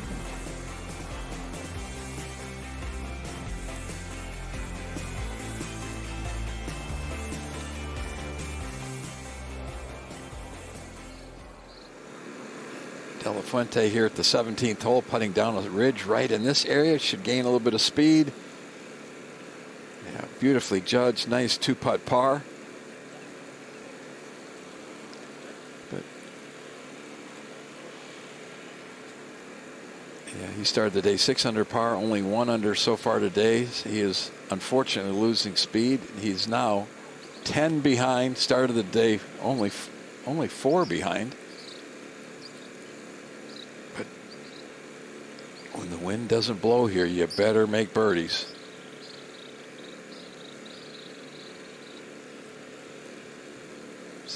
Still a little bit of breeze, but not much at all. Not enough for the players to struggle with. Yesterday, it was blowing pretty hard yesterday afternoon, probably 25 miles an hour. Not many of the afternoon players were able to register anything under par. When we went off the air, it looked like the cut could possibly be as low as 1 over par. It ended up being 3 and was fairly close to going to 4 over. So the wind is the key here. And today it is absolutely perfect. Gorgeous blue skies. Just enough breeze to keep you cooled off. Temperatures in the low 80s. Try not to rub this in for anybody who's not quite as warm as we are, but it is absolutely fantastic here.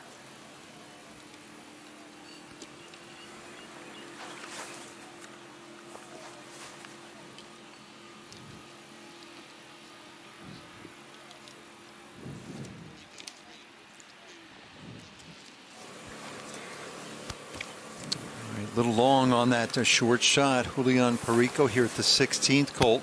Just a huge mistake with a sandwich. Got to just get this one going. Straight downhill. That's not a terrible result from back there. That was not easy. A lot of fringe you had to go through. Marcilio to get to 13 under.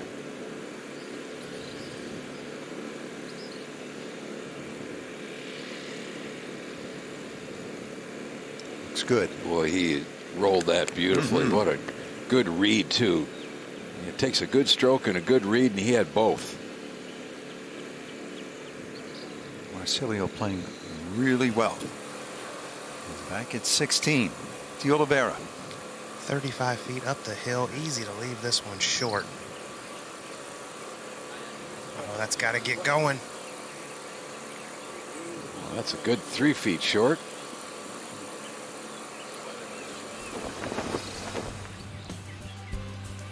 So already these amateurs have earned invitations to the upcoming Masters. Pat Geiter from South Africa, Sam Bennett, he boat raced one of the guys in this field, Fred Biondi, at the U.S. Amateur after Biondi had been the medalist.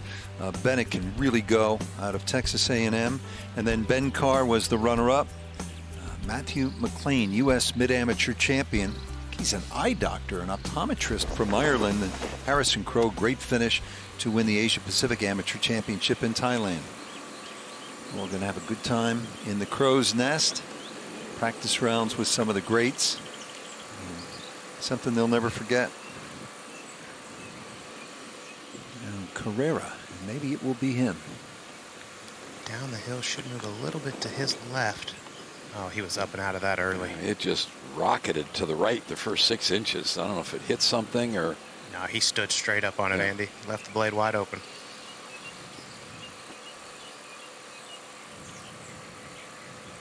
The birdie we just saw from Resilio was really important. That got him possibly in the final group tomorrow, which I think is important if you're trying to win the championship.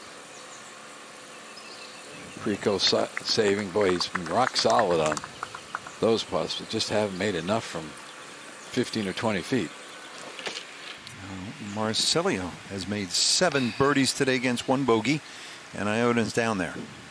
The last hurrah for this young man from Argentina. The 18th tee box all the way back today, and it's playing down the breeze. It's just picked up a little bit in the last few moments, so he can really get it out there with this club. Driver, and it's a dog leg to the right, this 18th. You run out of room down the left at around 339 yards. So he really needs to look to work this one a little bit from left to right through the air to keep it on the fairway.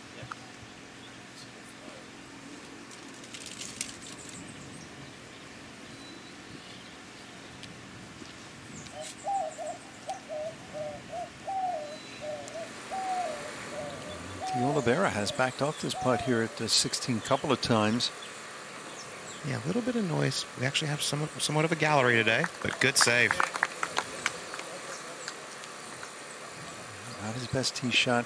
Clipped a little bit of the tree on his second shot. Got away with it on the front of the green. 2 putts from there. No issues. 3-shot lead.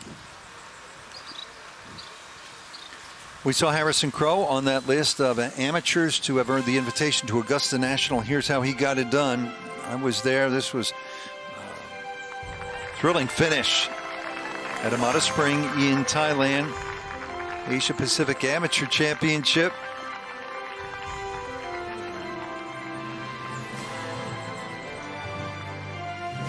How about this? What a thrill. They're going back home for the 2023 Asia Pacific Amateur to Australia, and of course that I know you love as everyone does who's been there. Oh, I absolutely love Royal Melbourne, one of the top 10 golf courses in the world. Famous sand belt where there's so many great courses. Congratulations. And the dignitaries on hand for that announcement that it was going to Australia. That'll be late October. Perico. Just over 230 yards straight downwind. Anything on the dance floor would be very good. He's got it on, probably 30 feet short of the hole. And as you're saying, we've seen some amazing shots here, though, Colt. We've had 4 or 5 guys hit it inside of 6 feet. Yeah, pretty innocent hole location. You got a slope over there to the right that'll feed it to the left, and then one to the left that feeds it over to the right. But still, it's over 230 yards. Exactly. Although, for these guys, that's a 6-iron downwind. Yep, exactly. But Rich, you mentioned Harrison Crow. How about that up and down to win? That was sporty. That was long and left. Just a nice breeze straight behind the players. And you're right, Andy. This looks no more than 6, possibly 7-iron.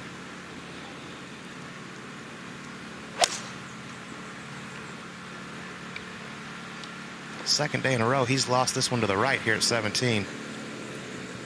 Just snuck on the very right-hand corner of the green, so he's going to have a putt playing from one level to another level. Downhill the last 20 feet before the hole, so speed will be an issue probably at 17.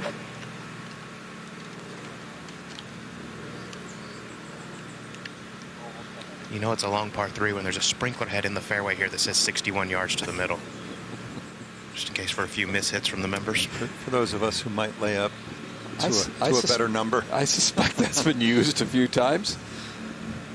Let's see what kind of club twirl we get here. Ooh, I don't think we're going to get one. That was hit heavy and headed at the left bunker. Oh, we got lucky and it ran right by the edge of it. That could be a fairly easy little pitch if the lie's decent.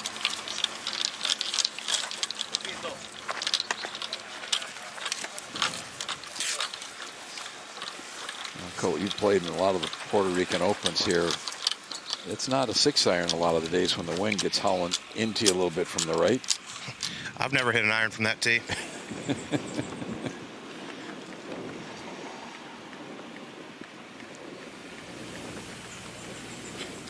Andy, it's been a good day for Vicente Marcilio.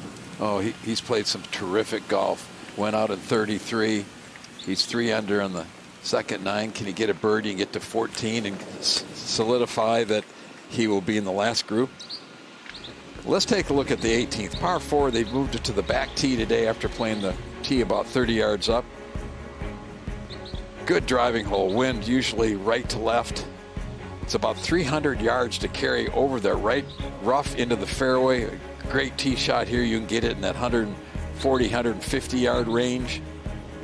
Really a nice solid finishing hole. Holes cut in the left quadrant on top of a little ridge. It was a little short of that on Thursday.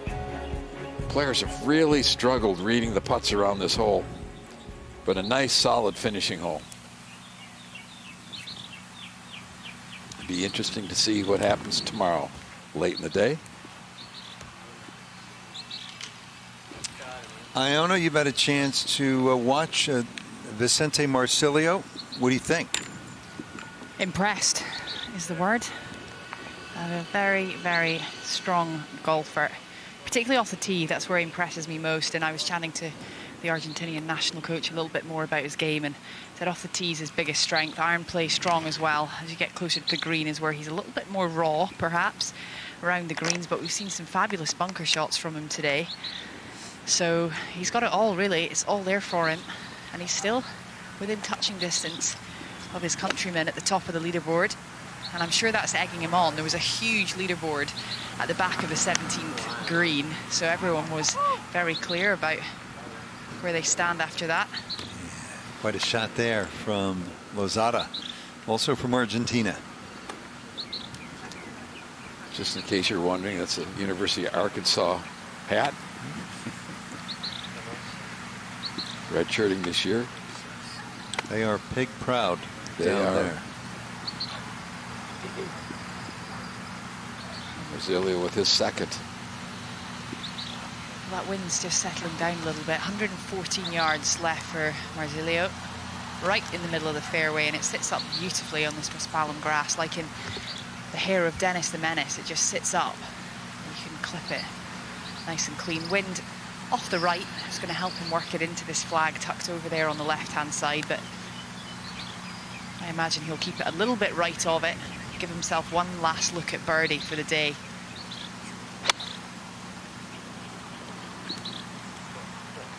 Usually when you see a player's eyes going up and down, that's a really good shot, and he just what he expected. Iona hearkening sitcoms from days gone by. Yeah. As long as she's too young. doing that. I bet Sergeant Carter from Gomer Pyle had a nice brush cut you could clip a 7-iron off of. Here's Carrera. Great shot. After an iffy tee shot. A little bit of rough to worry about, but he really went down after it. Ball came out perfectly. Tell you what, Andy, that was a great break to be in the rough and not that bunker. Absolutely. De Oliveira now. Lengthy one here, going to move to his left the entire way, and the last 10 feet is straight downhill. Just trying to cozy this one up around it. How about in? Oh, my goodness. He's feeling it today. He's rolling, absolutely.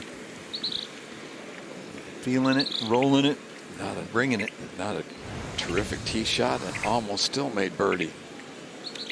Just caught the little bit of the left edge of the hole.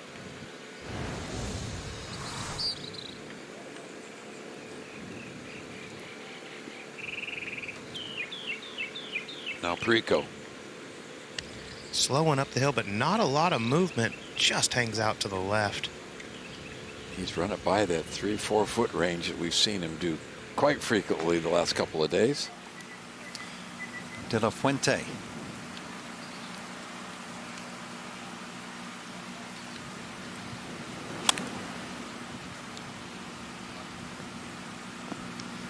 Well, that's a little bit too much gas for De La Fuente, and it's not really been his day on the golf course. He's a very respectable young man. I remember on the first day he came right up to me, shook my hand and said, "Nice to meet you." But it's not been his day and the head's gone down. Par putt now for Julian Perico. You know, it's not the day he's wanted, but he's got to know he's got 18 holes left. It can go very low tomorrow. He's 12 under. He's played a lot of good golf today. Just a couple bogeys in the front nine when they kind of came out of the blue.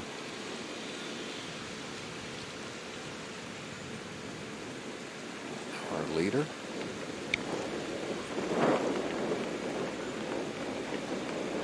But Andy, the way this man's going, I think you're going to have to go and get him because he's not going to make many mistakes. No, I think the number is 20, probably.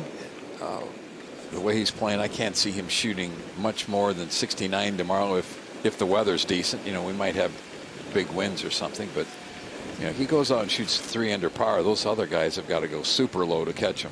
But you just never know. I mean, we just saw Colin Morikawa come unglued in Hawaii. You know, after 3 days cold, you know, where he was impeccable. You had to go there, didn't you, Rich? You had to go there. It just shows you that it can happen. It's not over till it's over. Even to the best. De La Fuente now at 18. This is a guy who played college golf, won a Division II national championship at Arkansas Tech, and then transferred and is now playing well at the University of Houston. Yeah, well, University of Houston has a rich golf program history. A lot of national championships back in my time. Billy Ray Brown. Yeah. Fred Couples, Masters champion. John Mahaffey, PGA champion. A lot of great players. Yeah, and some guy named Jim Nance. The great Jim Nance. Actually was Fred Couples' roommate. It's worked out pretty well for him too, by the way.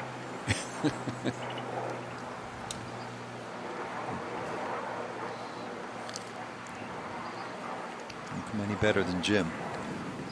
Yeah, this is to get to 14 under par. This is a big putt going into tomorrow. One, it assures that he's going to be in the last group, which I think the players really enjoy. And you just can't, you know, I don't think you can be 3 or 4 or 5 shots behind. I mean, it's going to be tough.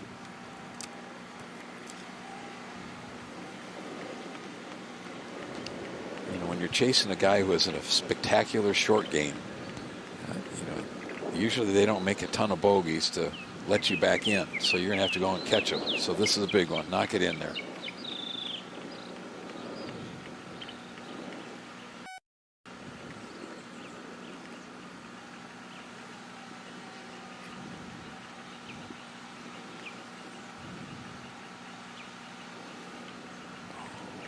One of the first putts of that length he's missed. He's rolled the ball beautifully. A lot of players have misjudged the way it's going to break around the hole. We haven't seen a ton of putts made there for as many great birdie opportunities we've had.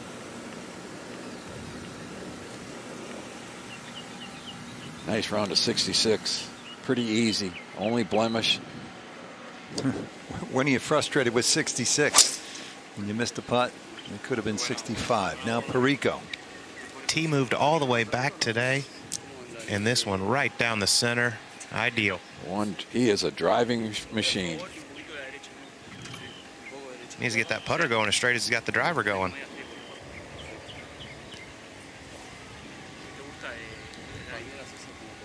This wind down off the right for the players off the tee, so they can still get it way up there and have a short iron in. Yeah, we've seen quite a few players have it in that 120-yard range for their second.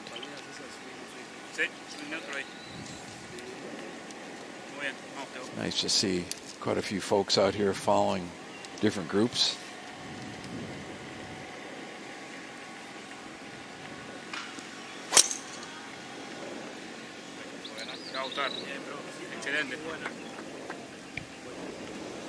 Oh, he cuts the corner. That is going to be way up there. That's right about at the 100-yard mark. That is huge. Little adrenaline going there, guys.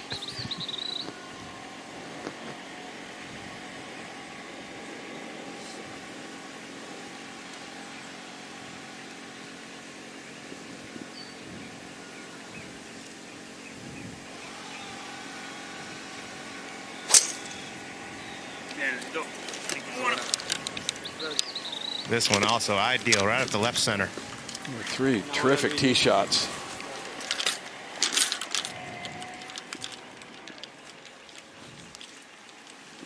Who's that? I think that's just rolled up against an old loose divot. I don't think it's in a divot. Lozada to get to double digits under par. After that fantastic second shot, spun it back about 8 feet to get it to this point. Nice finish. Nice playing today. 4 under 68, 10 under. Will be in the next to last group.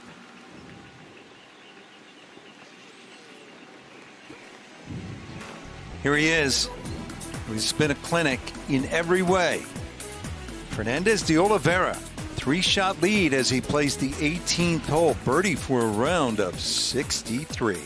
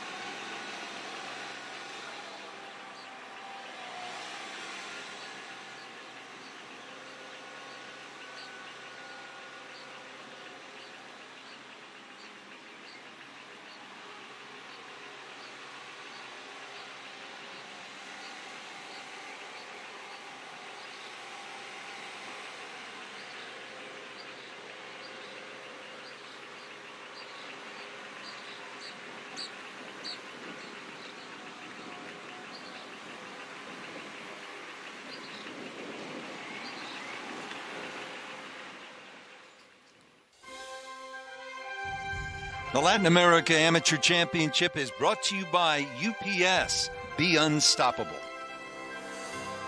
3M Science, applied to life. Delta Airlines. Delta, keep climbing. And Rolex.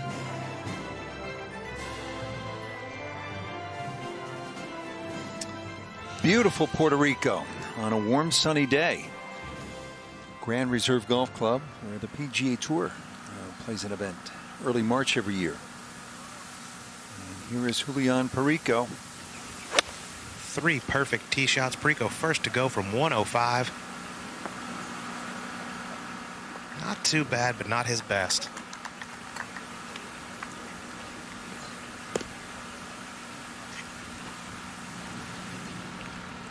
He's tried to whip that one in there. Still 15 feet or so. He's got a chance to make that. It is on the right level, so that helps. If he'd have been about a foot or two to the right, it rolled further away from the hole. So Carrera's going to be first to go here. He has 103 yards left. And guys, he's got to be thinking, what in the world's going on out here? I had the lead. I'm 4 under par. And all of a sudden, I'm 3 back.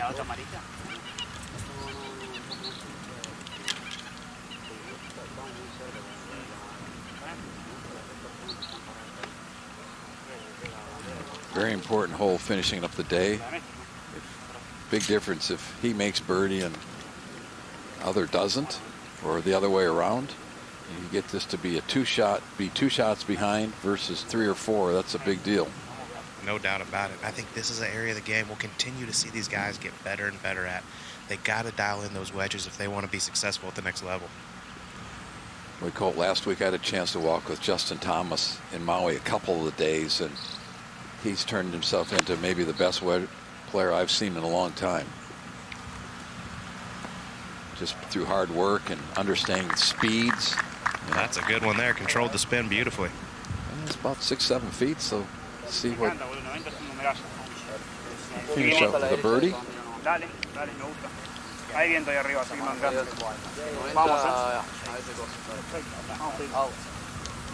Huge tee shot, perfect angle, just 93 yards. Real close up, a great looking lie.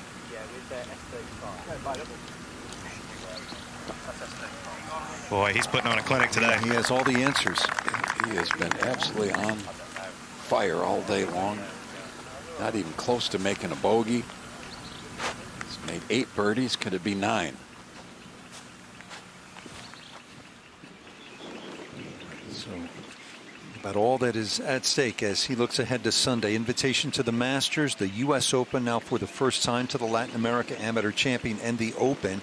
He would be the second from Argentina, Abel Gallegos, who has since turned professional, won in Mexico in 2020, and he'd be the third player to win after having been runner-up the previous year. Joaquin Niemann and Alvaro Ortiz of Mexico, the other two. Speaking of Niemann, if Mateo can make birdie here, he would shoot 63, and he would tie Joaquin Niemann for lowest ever round at the Latin America Amateur Championship. Niemann did it back home in Chile in 2018. He is going to break the previous low 54-hole score of 206 by a lot. And a 3-shot lead, if he has that or more after 54, would be the most ever through 54. So you're basically saying he's really doing okay right now. Those are the hard numbers to bear that out, Andy, and those come to us from one of our great friends who does such a phenomenal job on the research, Reed Burton, and a big tip of the cap to Rito. Can't thank him enough for everything he's done to help us this week. Julian. You know, I followed him the last several days, and other than the eagle putt back at 14, like we said, just hasn't made much. This would be a huge boost for him if he could get this one to fall. 400 a day and only made that one putt of any length. He's 10 under the last 2 days, and he's made one putt over 10 feet, I believe. There you go. There we go. You never know. He can get hot like De Oliveira has today and shoot 9 under tomorrow and be a factor. He shot a little 32 on the second 9 without doing much of anything. Yeah, he's really a nice young man. He's really been a terrific asset to this part of the world. So many of the college coaches talk to him about players. Can you help me get this guy? And Rich, earlier you used the boxing reference.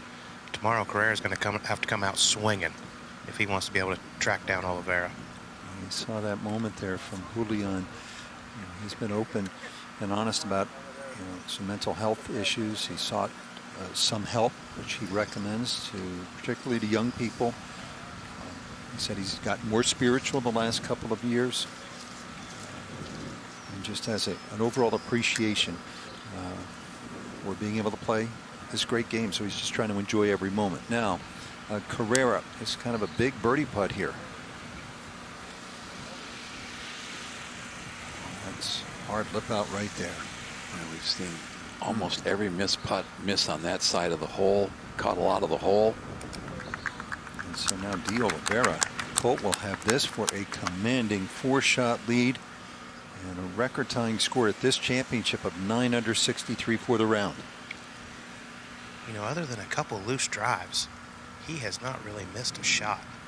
Just continues to give himself opportunity after opportunity. Iron play has been fantastic today. He's had, I'm guessing, about 6 approach shots inside of 6 feet. It's been A+, yeah. No doubt. I mean, that's what you got to do, especially with a big lead tomorrow. You just got to keep putting it on the putting surface, give yourself opportunities. This is for 63 and 30 on the back. 9 birdies, 9 pars. That's a pretty nice way to play golf.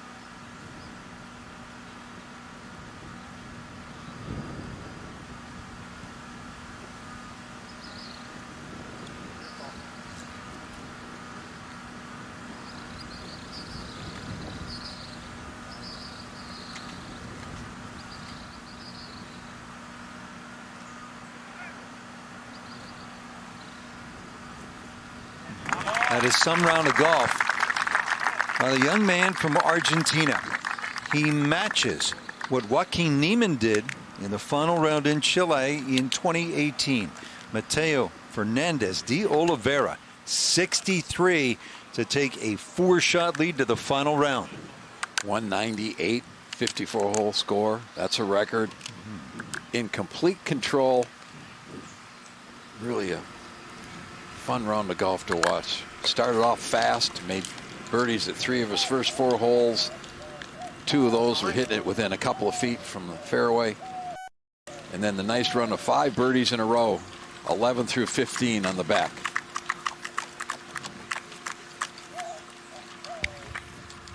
Colt, how impressive was it? You were there. That was awesome. Got Julian Perico walking by me right now. I mean, all 3 players played fantastic. Got it, buddy. But that was just really special to watch. De Oliveira just put on an absolute clinic. I mean, he's obviously the man to beat tomorrow, and showing why he is one of the highest ranked players in this field. At 34, Andy. This group, 18 under par for today's round. That's pretty good. And he wrecked the 54-hole scoring record at this championship by 8 shots. Job's not done. He'll know that. One thing, he is seasoned. Played high level college golf at Arkansas in the U.S., but all across Latin America. And I think he benefited too from the comfortable pairing the last 3 days, Andy, alongside his teammate and great friend Julian Perico. Oh, absolutely. I mean, they were comfortable all day. He's played a million rounds with them, you know, and he's the type of player that he's going to talk to you, and he's positive. You could see them high-fiving each other, and when one of them make a good shot or make a putt, huge advantage. They're going to head into the scoring trailer, manned by, among others, one of the officials, been at it a long time, Cesar Rivera, 92 years young, from Dominican Republic, has been here in Puerto Rico for a long time. Great character. It's been fun to have him around. I got a chance to play in Central and South America a lot back in the early years of my, and I remember meeting him in Argentina at an event that we played in. Yeah, one of the nice aspects to this, 19 referees from 11 different countries represented, places like Ecuador, Peru, Costa Rica, and so they take what they've learned from the USGA, the RNA, and the Masters Tournament, take those nuggets back to their respective federations and make golf better back home. We talk so much about how this event's been fantastic for the players. It's been great for the superintendents. It's been great for anybody who wants to run a golf tournament. You get to see how the best do it, and you can take it home and really improve what you're doing at home. And Darren Brevard here for the USGA on the agronomy side. Greg Sanfilippo of the USGA, David Wilson of the RNA in terms of setting it up. And it's about legacy and leaving something behind and making it better here in Puerto Rico and every other place they go after they're done. Well, congratulations to the 3 organizations. It's changed the way golf is looked at in this part of the world. It's changed how these young people get a chance to do things they never dreamed of doing. And obviously the Masters, the Open Championship, champs to get to play. But in the big picture, to see one of these players who maybe couldn't break 80 last year, now he can shoot 75, and maybe next year he can shoot 72. That's what this is all about. I think along with the Asia Pacific Amateur Championship, the best grow the game initiatives in all my years. Well, here it is, putting the finishing touches on a memorable round of golf Mateo Fernandez de Oliveira of Argentina, 9 under, 63 to lead by 4. And we'll come back with a little bit more from Puerto Rico in just a moment.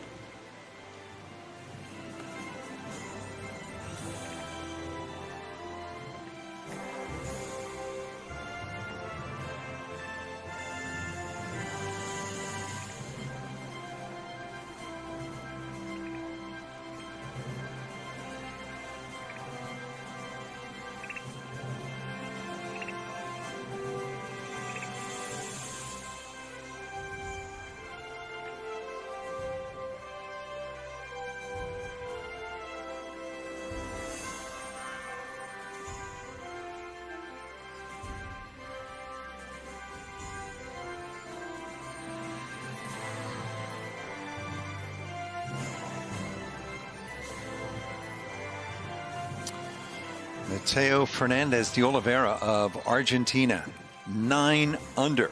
That matches the low round ever at the Latin America Amateur Championship. Joaquin Niemann, we know he's gone on to win professionally. Niemann did it in the final round in Chile in 2018. And Carrera, Perico alongside, they played beautifully today, but they lost ground. And that's what happens in this game. Marcilio, outstanding, 6 under. Conditions obviously were favorable. The winds were light, and that's the primary defense here. So Argentina, Mexico, Peru. Marcilio will go out in the final game tomorrow. He was first in at 13 under.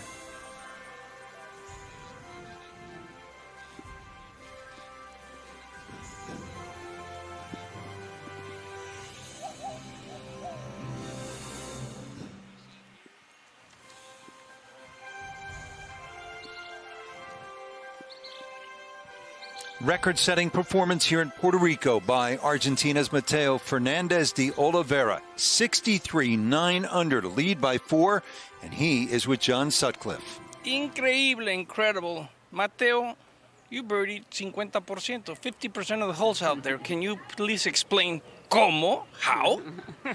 It was a good round. It was a good day too. We had a lot of fun. Personally, I felt in control of my game out there, so the putts started to drop in the back nine, so I got things going, and well, I was able to make 50% of birdies. After last year in Casa de Campo, we've talked about it. You worked many hours for this tournament, for another opportunity. What does it mean with 18 holes left to be leading this event? It means everything. I mean, I've done some good stuff the first 3 rounds, so I just need to keep doing what I'm doing. Going into tomorrow, it's going to be a long round of golf, so there's a lot to be played yet. It's been a great few weeks for Argentinian sports. The World Cup, Messi. How much is it going to help you getting those images, maybe tonight, thinking what they did in the World Cup in Qatar to help you out that El Corazón Argentino can get it done?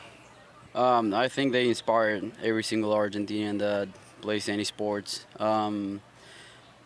It's a good thing to me because we are all the time singing the Argentinian songs out there, and they kind of keep me distracted of what I'm doing. So every break that I have, I just start singing the Argentinian soccer songs. What is it? Ole, ole, ole? How does it go? No, there is one that is called Pa la Selección. I'm kind of shy to sing it, but it's a good song. You guys should listen to it. Maybe tomorrow. Yeah, maybe tomorrow. Okay. Felicidades, Mateo. Rich. Sutcliffe can do a lot of things, but he can't get Mateo to sing that song. And now some highlights. Very first hole starting the day, and after a perfect 3-wood down the fairway, just throws it in there a couple of feet from the hole. He did this hole after hole today, just absolutely on point with his iron play. Here at the par 4, 3rd. This is a much more difficult hole. Wind into the players, tougher hole location. What does he do? Throws it up there and spins it back to a couple feet. Absolutely beautiful shot. Now 4th. Yeah, let's see if he can make a 15-footer. He didn't hit a very good iron shot. Only 15 feet, knocked it in. Remember, he started this day one shot back of Luis Carrera. Now at the 11th. And this is where the fire started on the back nine. He laid it up after a poor tee shot, was able to throw it in here again, right next to the hole. Yeah, can't hide the flagstick from Mateo. 12th. Maybe the best swing of the day. Driver on this drivable par 4, 305 yards. Penalty area just left edge of the green. Throws it on the green about 30 feet from the hole. I love how he's just spectacular shot. Well, you guys see, jumps off the ground at it, leaps at it, and just flies it right there. 2-putt birdie. And now at 13. And this is one of the more difficult par 4s on the golf course. Just slides it in the left edge. In complete control, good speed with the putter, a good iron play all day. Par 5. Hit a poor second shot, but now this shows up his class right here. Throws it up on top of this little ridge, runs it down the ridge. Coach was telling us that maybe the best short game anybody's ever seen. Well, he proved it there. Gave it a little finger snap there, asking for it to behave, and it did. Another birdie, and to make it 5 in a row here at the par 3 15th. Do that, Mateo Fernandez de Oliveira. And finally at 18. After a spectacular tee shot, well over 300 yards, just a sand wedge going right at the hole, setting up a nice, pretty much dead in 6-footer for birdie. And this for a 9th birdie. 6 under 30 coming in, 9 under 63 for the round. 1 shot back to start, 4-shot lead going to Sunday. What's the trick, Andy? Knowing all that is coming his way if he's able to close it. You somehow have to get a good night's sleep, and then you've got to get out there and play 1 shot at a time. We hear that all the time, but just be where your feet are. Be ready to play that shot. Be positive with that shot. And if he can do that, he's going to be really tough to beat. Record-setting day for the Argentine. 198 for the 54-hole record. Spectacular golf through 3 days. When not only the opportunity to earn the invitation to the Masters, but as well exemption into the U.S. Open and to the Open. Significant for Argentina because Roberto Di Vincenzo won the Open at Liverpool, where it will be played later this year. That was 1967.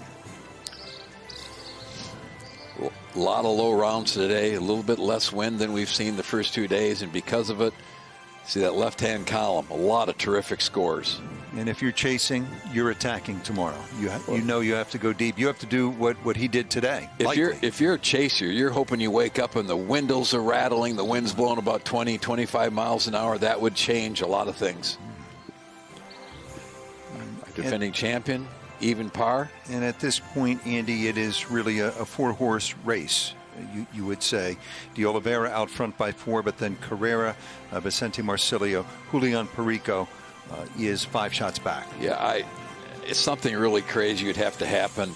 De Oliveira would have to give some shots back. I don't see that happening. All right, great thanks to Sellers Shy and Mike Crow, leading all of our hardworking women and men in the truck and on the ground here at Grand Reserve. Enjoy this for Andy North, Colt Knost, Iona Stephen, and John Sutcliffe. I'm Rich Lerner, saying so long for now from Puerto Rico, where Mateo Fernandez de Oliveira, after a record-setting 63, has taken a 4-shot lead heading to the final round of the Latin America Amateur Championship.